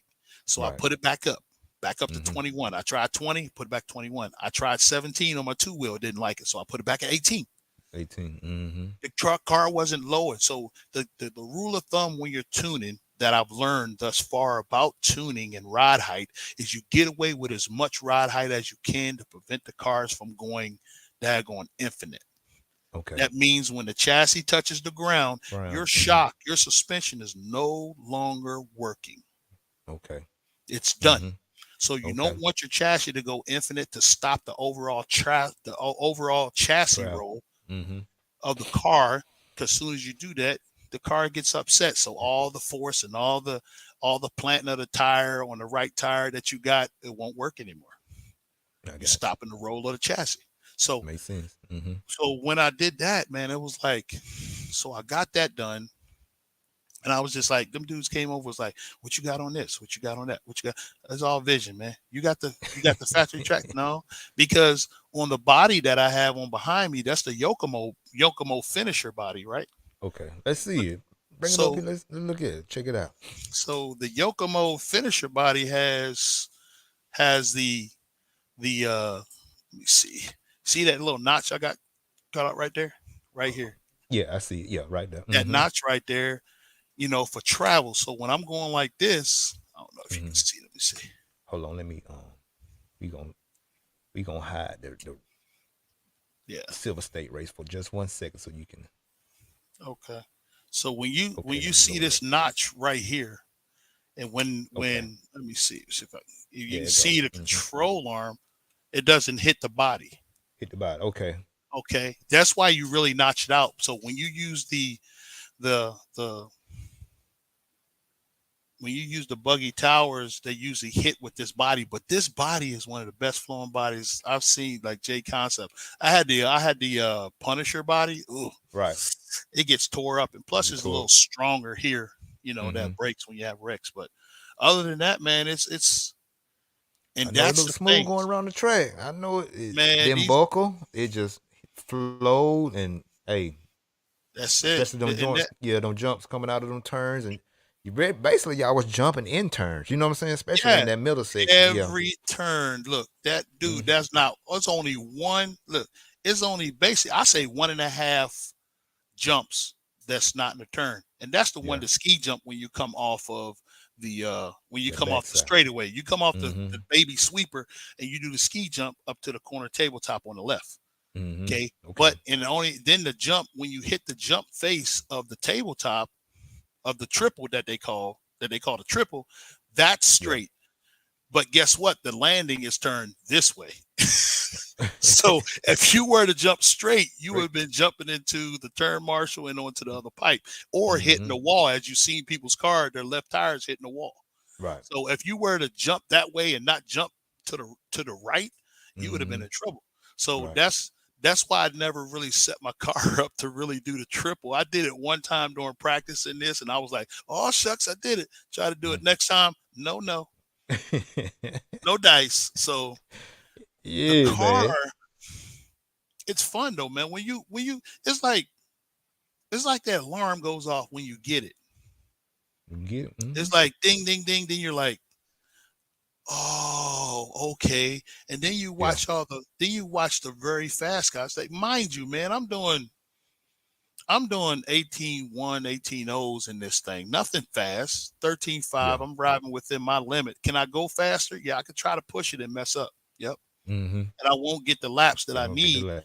to qualify in Mm-hmm. a good position. So I said, I'm just going to hold Right. back and just drive and be comfortable driving the way I'm driving. So in the pro guys, they're doing this in 15.7, 15.6. They're beating you up by like that going a whole 2.5 seconds. Right.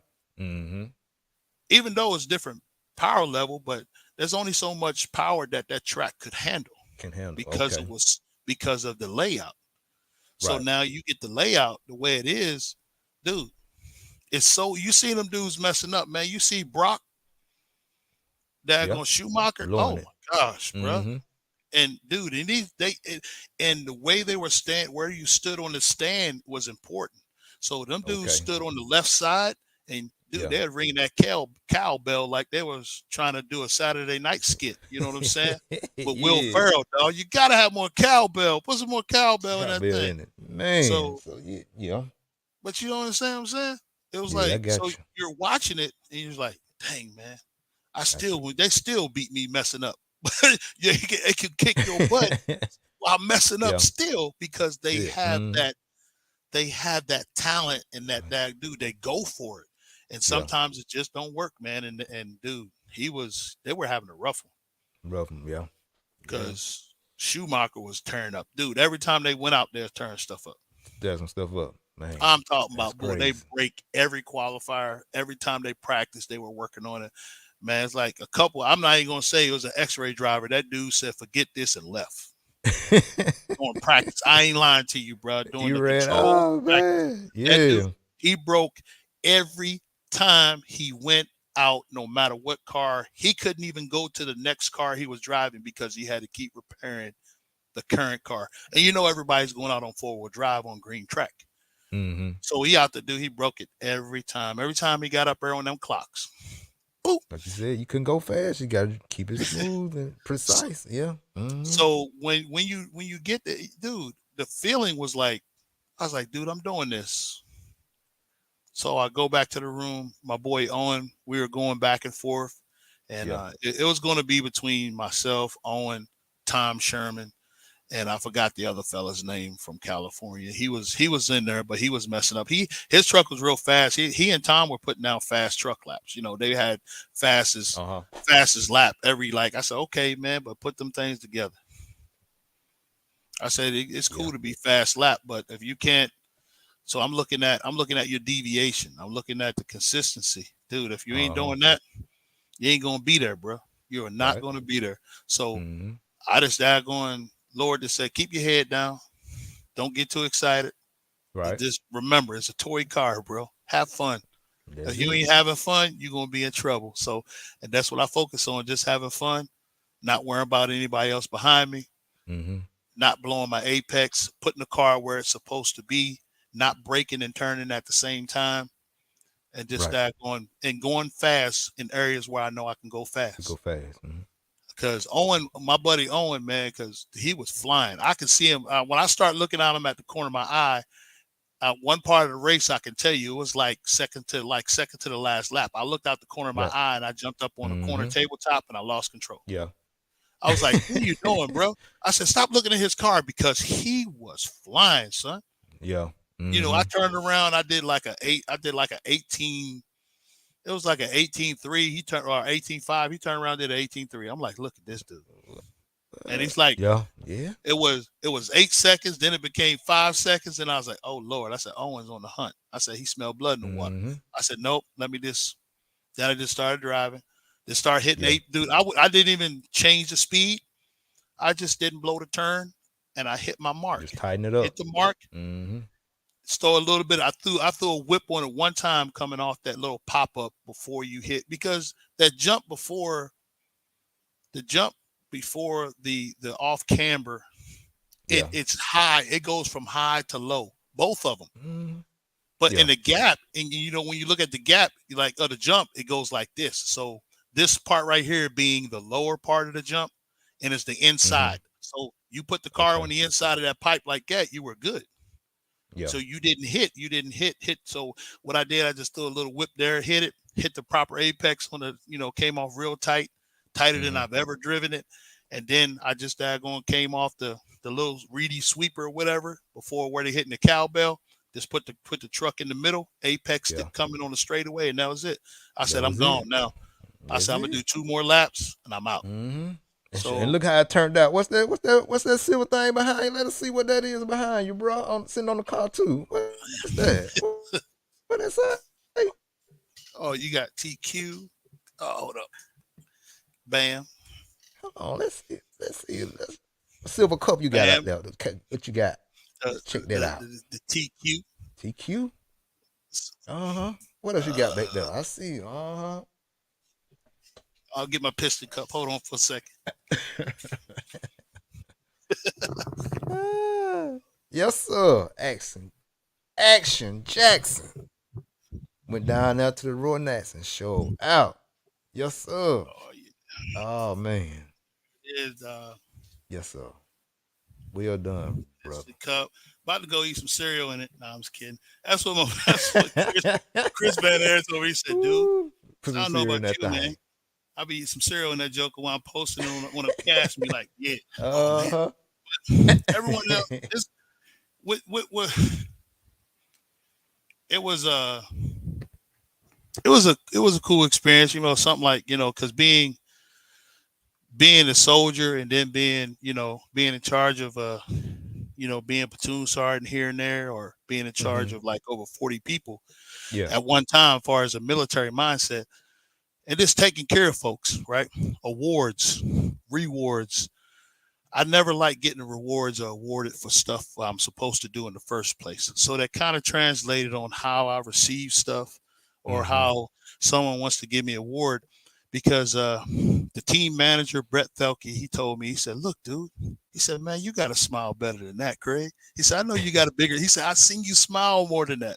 He said, you got to have a bigger smile. I was like, he said, dude, you are the Roar National Champion for 13.5, no matter who showed up. It ain't your fault they didn't go and enter the class. He said, but you're the champion, dog. You got it for a year. There you He go. says, he says, so I'm gonna help you.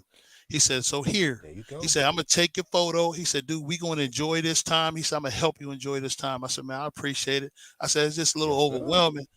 I said, I Yes, just like to sir. see, I like to give what I got. I like to see other people have it. I said, that's why I'm like Yeah. that. He said, no, man. He says, your time, man. And Yep. that's one thing that Brett said to me, because I felt kind of uneasy. I said, man, look, man, it's an honor to take photos with these kids, with these dudes over here that's been doing it hmm at a level where I always wanted to be part of something like that, right? So Right. now I'm in a position to be able to use that platform and to reach other people, but to also hmm use it for the kingdom of God at the same time, promoting the product for them, because it's a good kit, man. I'm saying Yeah. There you go. Associated got some good stuff. hmm I'm not biased. It just seems like the program's working no matter how much you don't like them. Yeah. They got cars, they got support, they got parts. You know, Losi ain't got no parts. How can you say you're a 10th scale? How can you say you're out here promoting a Losi car when Yeah. every part on your car doesn't belong to Team Losi? It Somebody else belongs though. it belongs to Mm. Avid. You got Team Preach now. Associated parts on your car. You got this Preach on your now. car. Yes, No one. sir. You have no product support, Yeah. but you got one of the best wheelmen in the industry that's on your team, and you can't even support. He's not going to support his own stuff because you're giving him stuff from other manufacturers. You're not giving him nothing from yourself. No research and development. How many Mm. people out there doing the Losi Moto? Mm. Who doing that, man? Who doing that? Come on. So when I got that cut, man, I took pictures with them kids, man. Look, when we're doing the track taking the knee, dude, I felt so awkward. I was just like, look at this, dog. I said, man. I looked at Owen, my buddy Owen Simmons, man. Yeah. And like I said, I don't see color, man. I'm saying, I just see people. I just see people, generosity of people. That's all I see. People. There you I don't go. see colors or nobody. So That's it. we just enjoy each other's company. I lift people up when I get a chance to lift them up, and that's what God wants me to do. Because if I don't, I'm accountable for that, for everything that I'm doing and all the stuff that I don't do. There you So go. Yes, sir. And I mean, I'm gonna and try to God put take you in it a as position, far as I brother. can. Yeah, Yeah. man. And receive it and enjoy that because your hard work helping people, Hmm. um, Dude, I'm always wanting to help people, introducing them, yeah, introducing them to RC, man, helping them little kids, giving them little kids some, cause a lot of man. little kids, man, they don't see us grown, don't see men, accomplishing stuff, giving them hope. Okay, I know, I know Craig can do that. You know what I'm saying? And Yeah, and I he appreciate always tell he everything, man. always telling me to keep on going. And I just seen him win this trophy. Man, he got to be telling the truth. So I know I got to go head on Man, and not give up and all keep these on people, going. boy, all That's what these I'm people, man. saying. When I And wanted them, dude, my then, feed, my bro, Facebook stuff blew up, dude. I was like, I to said, be dude, I can't answer all these, man. Everybody, I said, man, I to said, be a Royal dude, National champ, bro. And then on top of dude, that, to take it, Craig, to take it even deeper. We just gonna keep it on my show. We just keep it real and tell it like it is. To yeah, take it even deeper, how that's many right. African American young men you see in this industry winning a national world championship like you done, bro? So it That's speaks right, volumes. You know what I'm saying? dude. So it just This is and enjoy it, cause history. like I said, yeah, man. And like I say, man, God put you in I this love this position hobby, to man. I show, love yeah, it. to show His glory about regardless of Hmm. what kind of hobby you're in, what kind of Hmm. situation There you're it in, is. that you Yep. might feel like you're the outsider or whatever.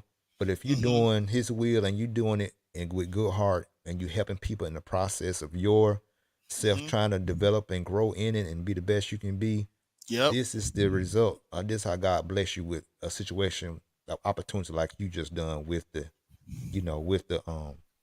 with the winning the Royal National Championship. You know what I'm saying? So Yeah. it can be done if we just stay with it and That's right, man. keep the right mindset and have the right heart. You know what I'm saying? So And for so everyone yeah. else, man, like across it, like across this nation, man, Mm-hmm. across the country around here, man, with all this, trying to separate us and stuff, to separate people through race and all this other stuff, man. Like the team manager, man, at Team Associated, man, Brett Felke, man, Chris Van Air, daggone Alan Horn, Spencer Rifkin, daggone Aiden Horn, dude, all those dudes, man, they came up to me, was coming up to me, dude, Mm-hmm. throughout the day before the mains, telling me, dude, your car looked good, man. Good job. You need something. Spencer said to me, he said, you need something, just come to me, man.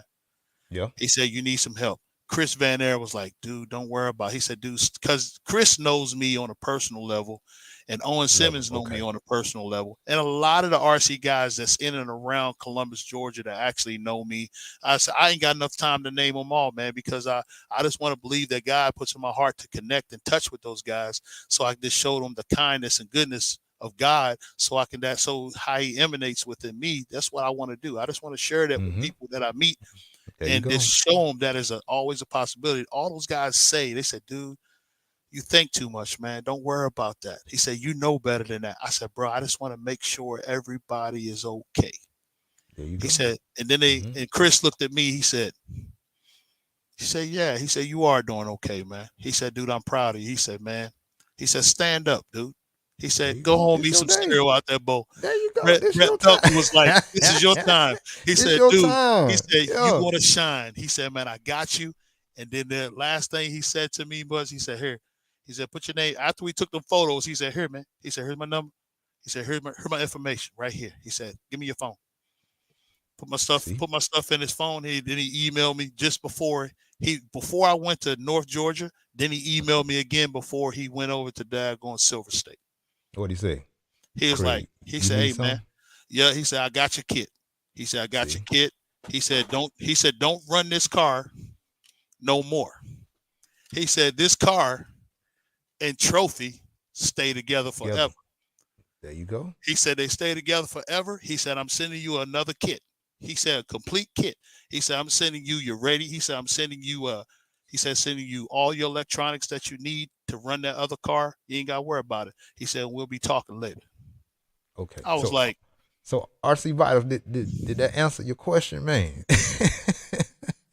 Vitals had asked, was any sponsorship I deals or see him. I anything see like him. that? Yeah, yeah. Um, Yeah.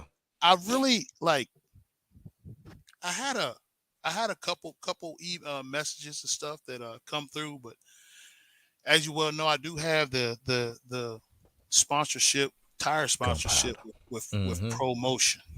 I got you. So Mm-hmm. ProMotion, I have to allow that contract to go forth for the year. Through his course, yeah. Yeah, so out of respect, and I will reach out for J Concept, because I told them prior to us doing any of the photos that we did that Mm-hmm. my tire sponsor is ProMotion, and they would say, okay, don't worry about it, man, we'll got it, we'll put you as this and this. He said, but yeah, I said, so FDJ, they official reaching out to me for the sauce, because I was using FDJ Yeah. and a J Concept tires, because ProMotion doesn't have any 110 scale tires except for 2-wheel and 4-wheel right now, and they just released them. Okay, so Right. they weren't available for me to rep them for the 2-wheel drive stuff for the Roar Mm-hmm. Nats, and it just didn't work out. They just released them like 4 days. Like they released them that Thursday, and I was heading to Myrtle Beach on Tuesday. Okay. So I Yeah. wasn't going to order them, and to order stuff from West Coast like for like next day, it would have been like 60 some bucks just to get 2 sets of 2-wheel drive tires, and I was like, no, that's not happening. So I I said, got I need gas money. so you. so I Mm-hmm. kept You them got somewhere to funds, go. Yeah. and Mm-hmm. although Tyler Brown did authorize me to use other tires, for that anyway, for the 2-wheel. So he was cool with that Okay. because we Yeah. communicated. So, but far as the other stuff goes, yeah, nothing concrete on anything, because Mm-hmm. I'm just letting stuff pan out. I didn't want to Pan out. talk to. I didn't Right. want to. I didn't want to bother associated with with me, because they had other stuff on their plate, man. You know, Mm-hmm. they got so much more things on their plate, and I did. And Brett said, he said, he's already told me. He said, man, he said we need people like you. So Okay. Mm-hmm. so I'm very hopeful, in whatever contract or whatever they can help me out with, man, that'll be greatly appreciated, and I will Yes, sir. represent Team Associated strong all day, There you whether go. I got them or I don't got them. But Mm-hmm. I prefer them. I prefer that help from them, Yeah. Yeah. and if I can, I will. You know what I'm saying? Everyone who knows me, Awesome. man, Yes, they sir. know my heart. They know who I am, Yeah. and Well. it's important. God sees me, and people Mm-hmm. know who I represent. So if they see me acting out of character, or doing all this other stuff, cursing and all this nonsense, man, they know something wrong. Yeah. They do. They really do. So they got to hold me accountable to that. And I don't, and I'm okay with that, That is because it. what God promised is way more important than what man's expectations any day. So Amen. Hey. So That's it. that's the most important thing, and that's what drives Craig. And if That's it. they didn't know that, they know now. You know it now. Hey, and So for that man, hey, we got to give you another you know. Yes, sir. hey, we can do it Yes, again. sir. I like it. Yes, It's good. sir. But hey, Yes, sir. But we have yeah, fun, man. man. We have fun. Yeah, brother. So yeah, man. Okay, we got the Raw Nats out the way. You done did Hmm. your thing, and now rolling up into North Georgia. How Okay. did that situation break that down? How did that came about? See what happened. North Georgia. Mm-hmm. Um, about 3 weeks prior to North Georgia, it was like a week. It was like a week before I went to Roar Nats. I prepped my cars, uh, my e buggy and my e truggy. I prepped them, and I'm saying I Okay. went through them, detailed, cleaned out, put new bearings, did all the fluids, and I prepped it just. And I just wanted to do a test run, so I went down to Cheehaw. So we Okay. went down there. We had a real good race at Cheehaw. I got like it was like second Mm-hmm. place in Truggy, and I got like it was like fourth place, but I was making moves. Just little mistakes were made. So, Yeah, but I was I fighting got you. back. So I fought Yeah. back, but not enough time.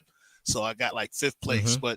But the car was already ready. So what I did was I just got the car, took it all apart, put it, didn't take it. I just did a half build or whatever, cleaned up everything, re-lubed Right. the bearings and stuff, and so I was ready. So I went up there. I already had my tires. I purchased tires that I needed. So I actually only bought one set of tires down there for my buggy, Okay. for the e buggy. So I did, and I had everything I Mm-hmm. needed. So being with Pro Mm-hmm. Motion, my tire choice for both the e buggy and truggy. I went out. I had the Talons, Okay. Talons and super soft Super compound, of soft. course. Okay. And I had an assortment of Phantoms, of course. I had Phantom, super soft long wear, and soft. All Mm-hmm. right. And then I also had, I had the Raptors. So of course I had Raptors and Super Soft. I had a new set for Okay. both of Tires. those, and Yeah. Mm-hmm. I had old Mm-hmm. set, for warm up and practice. Everything turned out pretty good. And then the track started rutting up. So, but it really wasn't worried about that. It's just my car was really quick. I was averaging like, I was doing 30 seconds. I had both the truggy and the e buggy in 30 seconds. Yeah. 30-second lap times consistently. So that's what I Okay. was really going for. I had one lap. I had maybe 129 for the buggy, and Truggy was there, but it really wasn't so much about having a quick car, it's just being consistently quick with it. I So got you. that's what I Mm-hmm. was focusing on. So Right. so I signed up for 40 plus because I was like, hey, you know what? I said, my money is not long right now. I just came from Roars. I just spent like $700 there. Now I'm coming over Yeah. here and spending $500 on that. So I went up there with 575 bucks. Mm-hmm. So I was really balling on the budget. I got you. So $200 went to the Airbnb for a night Mm-hmm. that I didn't even stay in. So I Mm-hmm. still gave $200. I didn't stay for 2 nights. Right. Um, went up there, got sick. So, Mm. so from ripping and racing, so I Yeah. didn't use that as an excuse or nothing. I just knew I was like, man, something's wrong with respiratory. So I started getting head pressure. So I get up there and I Mm-hmm. only bought one set of tires that cost $72. I'm like, dang. So Okay. no one. We had Chad Cup. Chad Cup is a promotion dealer, but he doesn't give promotion drivers no kind of slack. So I got you. Yeah. I try not to buy anything from him anymore because he's not supporting the tire program. Right. I So I'm like, got you. okay, no Understand. problem, bro. I Understand can't that. do That's that no crazy, more. but okay. Yeah. My boy Mm-hmm. Rhino Racing, he carries promotion, but not like he does JC. Yeah. So he's really a JC supporter, and he usually give me deal on J Concepts. But of course, I can't rep J Concept. Depends. Yeah. So But that I might needed, change though. yeah, I Mm-hmm. wanted. That might Well, he change, does man. have promotion tires in there, and he gives me what Yeah. I need. He hooks me up if he has them. So I Yeah. try to be He cool really dude. loyal. Oh man, he's Yeah. awesome, man. I love Ryan. Yeah. Man, anytime I need a kit, my when the 4.1 came out, I bought it from him, dude. I Mm-hmm. went up to SIC and picked it up from him. So I went up there and he saves me, dude. He gives me a good Rhino racing deal. So I usually claim Yeah. him as one of my sponsors. I do. I Yeah. really do because That's what's he up. hooks me up so much, man. And I Mm-hmm. appreciate him. Um, but yeah, so I get up there and we're pitting with all four of us is in, like five of us is in a trailer for a gentleman, for Dave, for DW Dave. He is a very smart gentleman. He's an engineer, man. Yeah. He builds bikes, mountain bikes and stuff. So, he made that for a living. So Okay. he's very he doesn't need for nothing. Put it that way. Mm-hmm. I So got he you. so he helps us out, man, and he wanted us to Mm-hmm. pit with him. So we pit with him. It was myself, Owen. This is after Owen and myself, Owen, Chris Van Air, and Randy Inger.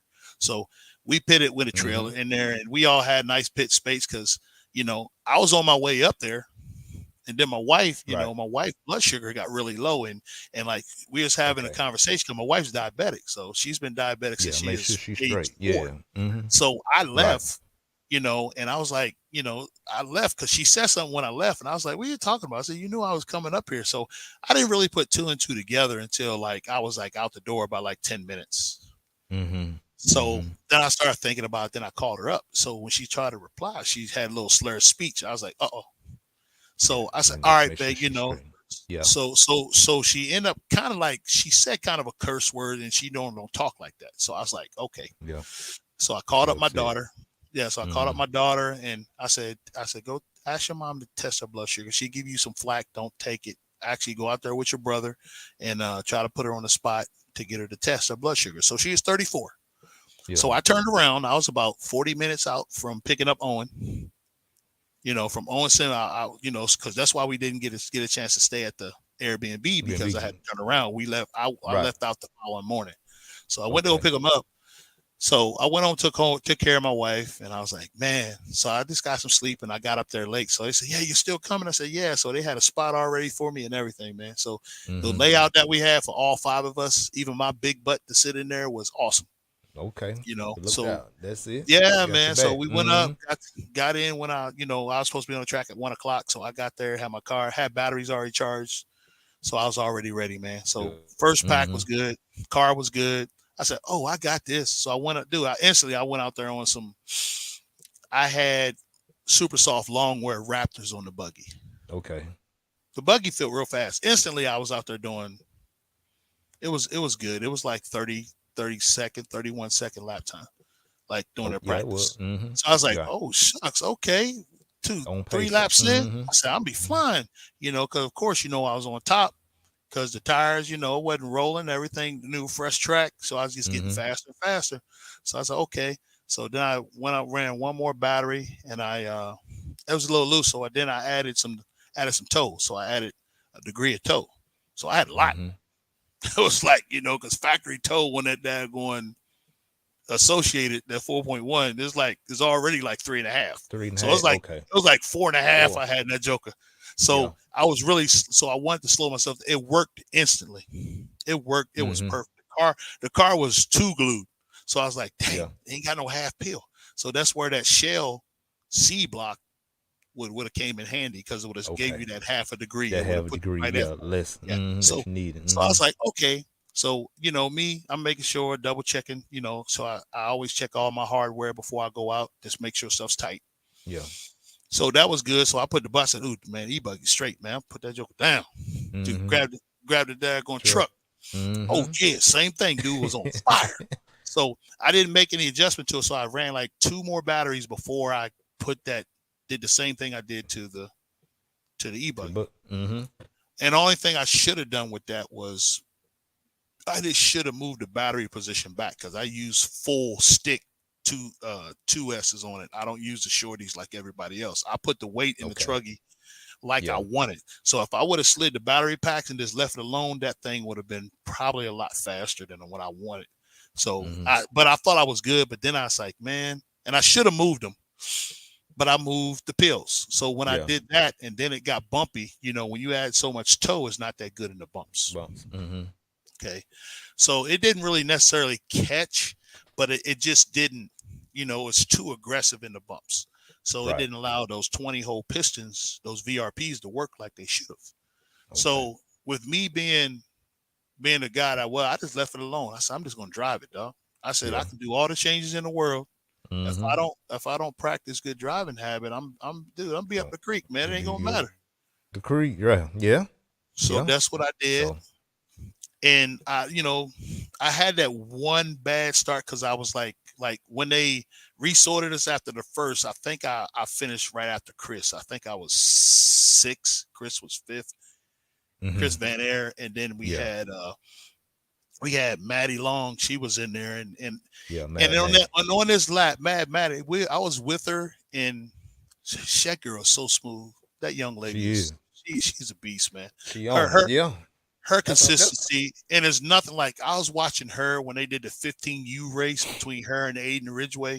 It mm-hmm. was like she was just like his driving style, and she was still with him, Right. and he was driving hard, and Mm-hmm. she just looked like she is out on the Sunday cruise, bro, Bro, hitting her she hitting didn't her gave mark. Cody Ingram a run for his money. You know what I'm saying? I think it was at Oh yeah, either weekend or SIC, one of them. Yeah. oh yes, sir, man. She That with it now. girl, Yeah. she's a She beast ain't nothing to mode, play son. with. Yeah. So She ain't nothing to play so with. we used to talk about it. I was like, man, I said, Chris, she just consistent. So then I was like watching like when I ran, but I was like, man, I wanted to watch Chris's run. So I watched Chris, and Chris's truggy was a beast. I was like following him, and he Mm-hmm. was really his driving dude. He can drive, man. I'm saying Chris Yeah. Van Air, man. His car, he got his fast lap, fast lap. I said, bro, you got fast lap, but man, I'm like, Yeah.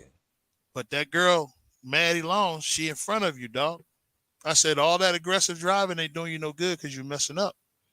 I said, I don't know what you're doing, man, but I said, Mm-hmm. dude, I said, you tell me to stop getting in my head, man. I said, look, brother, you better stop getting in your head and drive that car like you know you can because you're fast. I said, I can't compete with you. I said, I'm just out here trying to learn something. So if you get in front of me, I'm gonna be on your Kool-Aid. All right. I said, I'll be Mm-hmm. right Yep. there. I'm not going to take you out. So I ran Mandy that same way. I ran with her for like a lap and a half, almost two, just over 2 laps. Mm-hmm. That's what it was. And I got too close to her on one time. I was like, you know what? Let me leave her alone. I said, because I want her to end of this. Right. So I just backed off of her because, and at that time, I just had a good run at that moment during the qualifier. It was a really good, it was an eye opener for me. And then when I realized I can do certain things, I was doing it all the time. And then the track kept changing. Yeah. And I was just getting bad ruts, man. And then Yeah. it was just bad people. Well, you saw it. I'm saying, if you seen it, I was like, Yeah. come on, man. I And did. then Yeah. like, and then we was running like then we went to the B main. So when we was at the mains, I was already in the A main for the truckie. I was just Mm-hmm. out there riding, man. I was nowhere in for podium. But I didn't realize how close I was to get to really doing good in both A main one and A main two. Mm-hmm. I could have been sixth or fifth. I could have finished better than what I did. But I think I gave up a little bit and I shouldn't have. But when I realized I can do what I could do with the truggy because I feel the Right. most comfortable with the Comfortable biggest with it. car. Yeah. With the Yeah. truck. Yeah. Yeah. Mm-hmm. And dude, I can fly. I'm saying I was like, dude, I can't believe, because I like the bigger car, because when I started doing short course, everybody was like, God dang, boy, you fast down there, ain't you? I said, Mm-hmm. yeah. I said, but for somehow, man, I'm just not showing up when I come to like Masters of the Dirt or when I'm coming to any of these events like Roy Nats. I should have showed up even better because once I relaxed, I was right there with them. Right. That's it. I was like off by like 4 tenths, seven Mm-hmm. tenths off of their fastest times. Yeah. But then I started looking, I was like, dude, then I go back and look at where I was messing up on the laps. I start putting them together. I was like, dude, Mm-hmm. I'm right there with them, dude. Just clean it up. So, and all that's being said, like it goes back to what we were talking about earlier in the broadcast. Just if I can, you learn anything, anybody learn anything that's listening to Yeah. this, man, just dude, slow down, Slow down. Mm-hmm. slow down. Practice every time you go out to race your car. You going out to play, even for a little corny club race when people don't show up, man. You go out there and just dominate. Just go out there and drive your car Drive on your car. purpose. Right. With I purpose. said, Yeah. look at your car and Mm-hmm. just drive. I'm Yeah. saying it works out. Then when you see you're right there with the fastest guy that you admire, or he's not lapping you. He's not putting 2 laps on you. Now he's only putting Mm-hmm. one. Then all of a sudden he's just barely in front of you. Look at all your Yeah. hard work, man. Stop saying you can't do stuff. You can. Don't let the Mm-hmm. age beat you up. If you're of age, man, find a way. You can. There you Don't go. quit. There you go. Just don't quit, man. Don't believe what everyone else say. If you want to learn truly how to do something, take something from them because you know they are fast, and you have to respect that skill level. You Right. do. You Mm-hmm. don't have to respect the person. You ain't got to like them, but respect their skill level, and respect them for that. I said you'll be a better racer later on. I promise you. There you go. I said you'll be good for it. Bro, man, you know Sir. you done dropped a whole bunch of little golden nuggets tonight. Well, you Just go about back how to and look at it. drive, man. But yeah, bro. One more thing I really want to ask you, man. Just with the military background, with just God being in your life, bro. Um, just how does that okay, going into your mains Hmm. or either on the driver's stand, getting ready to start your main. Okay, in your main race, you know how it is at the beginning of the race. You know it kind of can be hectic. Hmm. You know, going through the pack. So you kind of have to. What's your technique to get through that that pile up that may come in the first two corners of the race, and then once you get through that, you know, how's your mindset as far as like getting yourself okay? Well, I got through this pack now. Now it's time for me to go and start really locking in and turning laps now. You know what I'm saying? Yeah. Cause you don't want to get caught back up by the people that's you done passed through all the wrecks and stuff. So how does your focus is? Like I said, from your military, how your focus is as far as like getting in the right mind state to really to lock in and focus to really once you get through those packs to really focus and get going and get into your rhythm and start really turning laps right then, you know. So First off, it is the start. That's the most nervous thing because the guy behind you is going to try to run through you. mm-hmm. And the only scale that only time that I really see that the worst is an eighth scale because Mm-hmm. majority of the eighth scale racers, they're bashers. Okay, so but by saying that, and when I do say it, I kind of get fixated on that they're going to hit me, that they don't have driver etiquette, and it's this, that, and the other. And bottom line is, you still have control of your car. Mm-hmm. And it's funny that we're talking about it because that's some of the stuff that I was just recently complaining about up there about when I'm racing. And dude, it was like one of my pet peeves, man, where dude, that was my number one drawback for racing was, dude, what you hit me for? You know what I'm saying? Dude, why are you trying to drive through the turn? I'm not even through the apex yet. Just let me go. We're qualifying. Stop taking each other out. Mm-hmm. Right. Yeah. So when we sit there and stop taking each other out, guess what happens? I'm saying I need to focus on what I'm doing. So Mm-hmm. if I know, I need to start predicting, and the only way you start predicting is to practice the stuff that I was just talking about, Right. that we were just talking about during this whole Mm-hmm. podcast. It's like Okay. pay attention to your car. Mm-hmm.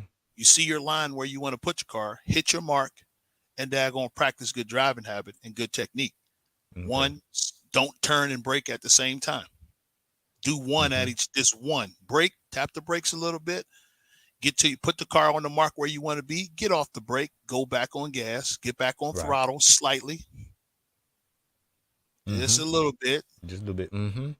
Then you can hit the apex at the right part, then they're gonna power out faster than what you went in. Start scrubbing the Right. speed with your tire. Soon as you Mm-hmm. get that, everything else you'll start predicting. You'll start getting that like Thundercats. You like the eye of Bandera. Give me the sight beyond sight. Like Lion-O for That's right. Thundercats. So he said. So Yeah. you'll start predicting, and how you do that, you start looking using your peripheral, but you're still looking at your car, and you can see what's coming up. But on a start, Mm-hmm. if you're not TQ, man, TQ, the biggest worry about TQ is messing it up because you can start the drama. So Right. then, Mm-hmm. in the worst place you can be, if you're not in TQ, the best place to be is be like in the back. Definitely not in the middle. If you're in the middle, Mm-hmm. you're in trouble. You're gonna get caught. Okay, Yeah. because everyone's gonna hit you. But what I've learned is, like, if you're in the front, just follow the car in front of you. If you're like even fourth, third, like first, second, third. Right. First, don't mess Mm-hmm. up. Second, Right. don't mess up. Just follow the guy in front of you. Don't pass him. And then if you're in the middle of the pack and back, dude, go wide. Okay, Yeah. go wide, because every time I see it, if I'm going wide, I'm good. Because that was one of the things that I talked to. I was complaining, dude, I sound like a little kid up there crying. Mm-hmm. And one time Owen told me, he said, "Man, stop crying, man. Just get through it." I said, "You know what? You're right, man." So then Yeah. I changed up. He said this to me. He said that to me back in when we was at Rock, Georgia, when we did the Tennessee race. We was Okay. up at Yeah. Knoxville. Knoxville. Yeah. Yeah. Rock. Mm-hmm. And he told me I was crying because I was upset that I didn't do too well.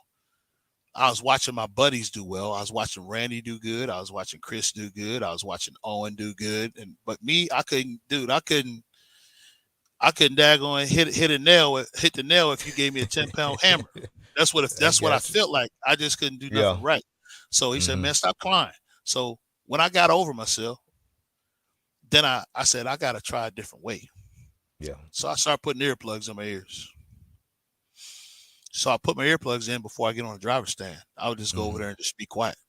Won't Mm-hmm. say nothing. Dudes be talking to me, I go like this. he on for real. Yeah. Then Mm-hmm. I like I'll look at you. I'm looking at you like this. Then I'll he's like talking to me and I'll be like not even listening to him. Yeah. Then he realized I'm not listening to him. Then they stop talking. I Mm-hmm. said, so and that's what helped me focus in at the Royal Nats. Helped me focus in because I did it before, but like I said, man, when you get so frustrated when you're not performing well, you forget to do the stuff to meditate before you get on the driver's stand. That's not holding. You can't hold a conversation, man. Say, hey, look, man, all bets are off. It's not a race, Mm-hmm. but I'm not going to take you out to win. That's for Right. sure. I'm not going to I got take you out. I'm gonna wait you. till Mm-hmm. you wait. If you're there first, guess what? I missed out. Yeah. So, and that's the way I see it. But a lot of the biggest thing about the big boom here in the South with eighth scale racing is that no etiquette is being taught. Mm-hmm. They have majority of drivers, and you have a lot of people that are in sportsmen too long. They're scared to bump up because they want to win sportsmen, but at the same time, the level of competition is not where you're at. So when you do bump up, you're not going to be ready for the dudes up there because you're not growing because you're too busy. You think because you're beating these dudes so much that when you bump up, you're not ready for that next level speed because you think you're already there. You're Mm-hmm. not. There's no Mm-hmm. competition. There is like but some people you have to get to a point where if you if and the thing about it is I understand why people stay in sports with me because a lot of other people are staying in sports because they have certain goals too, but their skill level is a lot higher. Yeah. But you got a lot of guys like I'm not even talking about sponsors. Sponsors don't work the way they should anyway. So a lot of these guys skill level, I was like sponsorship doesn't tell you the level of skill level at all. Right. At all. So Mm-hmm. but we got to teach etiquette, man, so these guys exactly know what's going on. You know what I'm saying? So when they get that Yeah. etiquette to I got you. race, once they get that, then they'll be okay. But that's how I get through racing. That's how I get I through the got you. starts. Yeah. That's how when I just close my eyes and I take a deep breath. Like before the bell go, I go like this. I just look off into the abyss. I just be like this. Then I just go. As soon as then I look at the car. I look at my car and peripherals. I'm looking at the car in front of me. That's it. Mm-hmm. So I don't hit the car in front of me. So Yeah. I don't cause him to mess up even more. Because if I hit him, guess what? All bets are off. If I get tangled up with him, I'm gonna lose like about daggone 5 spots, if not go all the way to the back. I got you. Just like I did in my B main for. I started off in the fifth position. I did that on the B main up at North Georgia Shootout, and I kind of overcompensated because I was worried about the guy that hit me in the back. I promise you, that's why I Yeah. messed up and I didn't put my car on the line where I was supposed to be. So I drifted too far out on the right, and when Mm-hmm. I jumped into the outside pipe. So then I turned the steering wheel a little bit too Yeah. far in the left, and I jumped in between the pipe, and that's what crushed me. That was it because I wasn't paying attention. Mm. So Yeah. just pay attention to your car and pay attention to the car in front of you. That's it. That's all you gotta do. That's it, bro. Yeah, man. Like I say, man.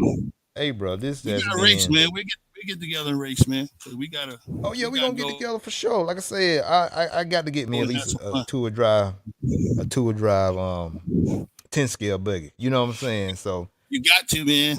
I'm mostly It's, nitro on the mostly it's, nitro side, but bro, I gotta at least get me either one, either ooh, that or e buggy, one of the look, two. Like I said, I even told man. what up, Roach? I even told Jason RC Vitals the same thing. I gotta get me at least a 2-wheel drive 10 Yeah, scale buggy up. yeah. Yeah. Mm-hmm. See that If I don't dude, get nothing else. that dude, Cade is fast as heck too, man. I'm telling you, we've been Yes, sir. battling Hobby Town like a mama jamba, dude. I'm telling you, Yeah. he Yeah, Roach can he real. Mm-hmm. yeah, cause Roach been there.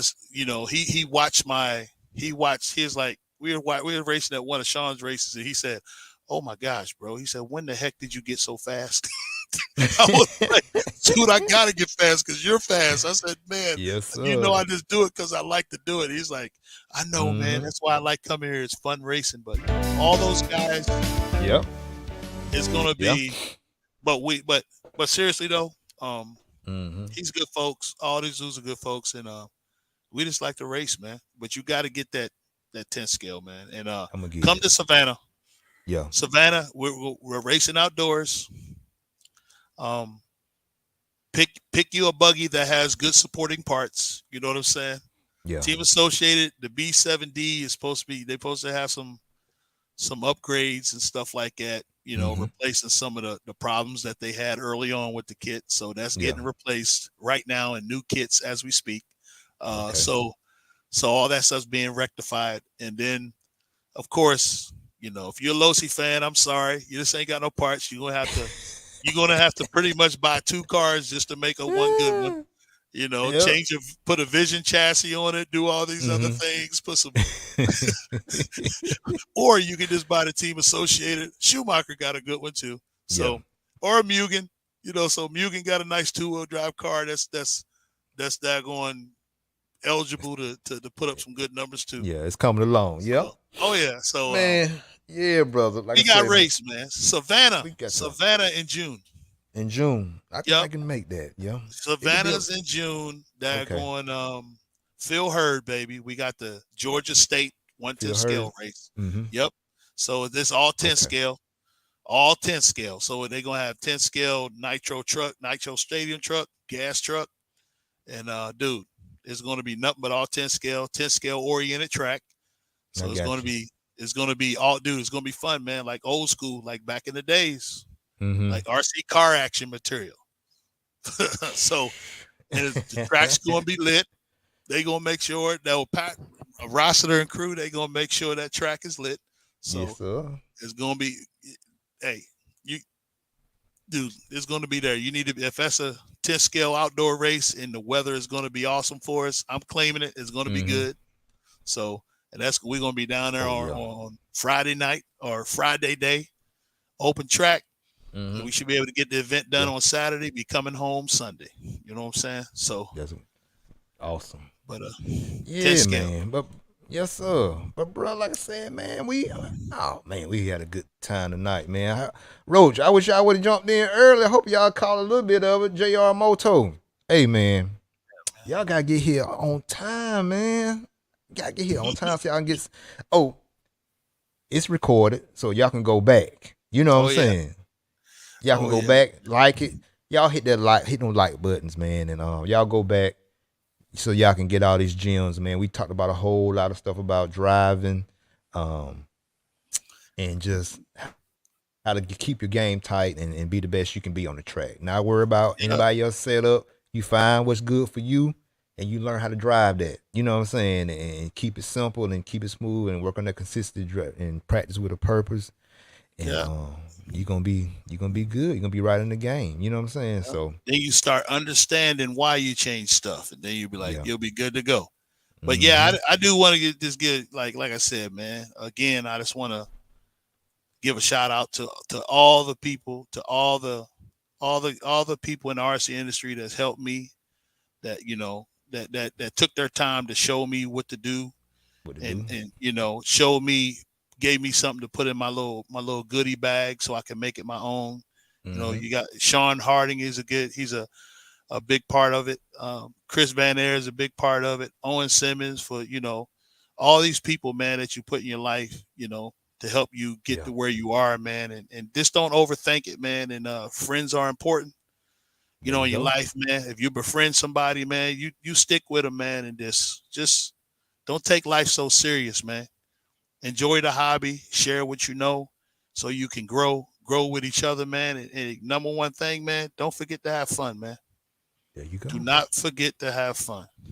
Say less. I couldn't say it no more, no better myself. Any more shout outs? Any people, your sponsors you wanna shout Oh out yeah, right quick? like promotion. Mm-hmm. Shout out to promotion, J&T Bearing, Rhino Racing. Now Chaos, he does my painting. That's my buddy Brock Peterson. Mm-hmm. Um, Shoot, man, that on BHRC. Um, Hopefully, team associated here in the future. You know, J Concepts is there. He's not my sponsor, but hey, I'm going to honor contracts that I currently have. So I'll reach out. Hope they reach out to me so we can just try to make this hobby the best it can be. But There you if go. anybody got any questions, man, don't hesitate to find me on Facebook. It's just Craig Jackson. You don't see my ugly face on there, but you'll see a monster of a third gen Camaro on there though. Yes, So sir. if you see a Yes, picture of a sir. third gen Camaro, that's Burgundy. That's me. That's the Craig Jackson. So just hit me up That's on some that's messages Craig Jackson. and I'll send it out. I'll get back to you. You know, Yeah. because I don't get discouraged if I don't get to you tonight or the next day. This day, I see you there. You know, and y'all There you guys go. just be blessed, man. I'm saying, hope God is the head of your life, man. If not, we can talk about that too. But we, always put God first, man. Family, then friends. I promise you, I'll never treat you bad, never treat you wrong. God is my witness, man. I always There you treat you with go. utmost respect. Yes, sir. Hey, Craig Jackson. Yes, sir. Action Jackson. Hey, bro. Man, you have a great week, blessed week, man, and we gonna continue to be blessings to others. You know what I'm saying? As we go out through this week, and bro, we gotta do this again, man. You Do already this know, man. again, and we can break down some more driving and just talk about just our experience in RC again. And like I say, I always appreciate number one. I always appreciate God's first, and then I love my RC family that's been supporting me ever since I started this YouTube and Oh yeah. podcast channel, bro. And again, hey, we gotta do this again for real. Hey, I'm down. I'm always down. But yeah, all right, y'all. All right, family. Hey, man. Thank you for tuning in to another episode of the RC Lounge, man. And hey, me and Action Jackson, man, we out of here, man. We gotta go watch the rest of these. They in the A mains too at Silver State. We gotta go to watch the rest of these mains, man. They Yes, already sir. they on what they on right now. Race 82. They on 40 Race plus E 82, truck. yeah, 40 plus electric truck, A Yeah. main. They in the 40 A plus E mains right truck. now. So It just finished. So they about to do okay, race 83. 83 is up. So they in the A main. So it's really 50 finna get plus good. next. So yeah. But hey, y'all, if you ain't ripping, you tripping. Actions speak louder than words. Treat people the way you want to be treated. Hey, That's right.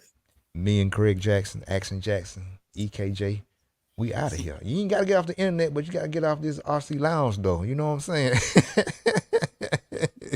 Hey man, That's what's Craig, up. we appreciate you. RC family, I love you as usual. And yeah, y'all stay tuned for some more. All right, You we know out what of it here. is. Yes, sir. My man. Yes, sir.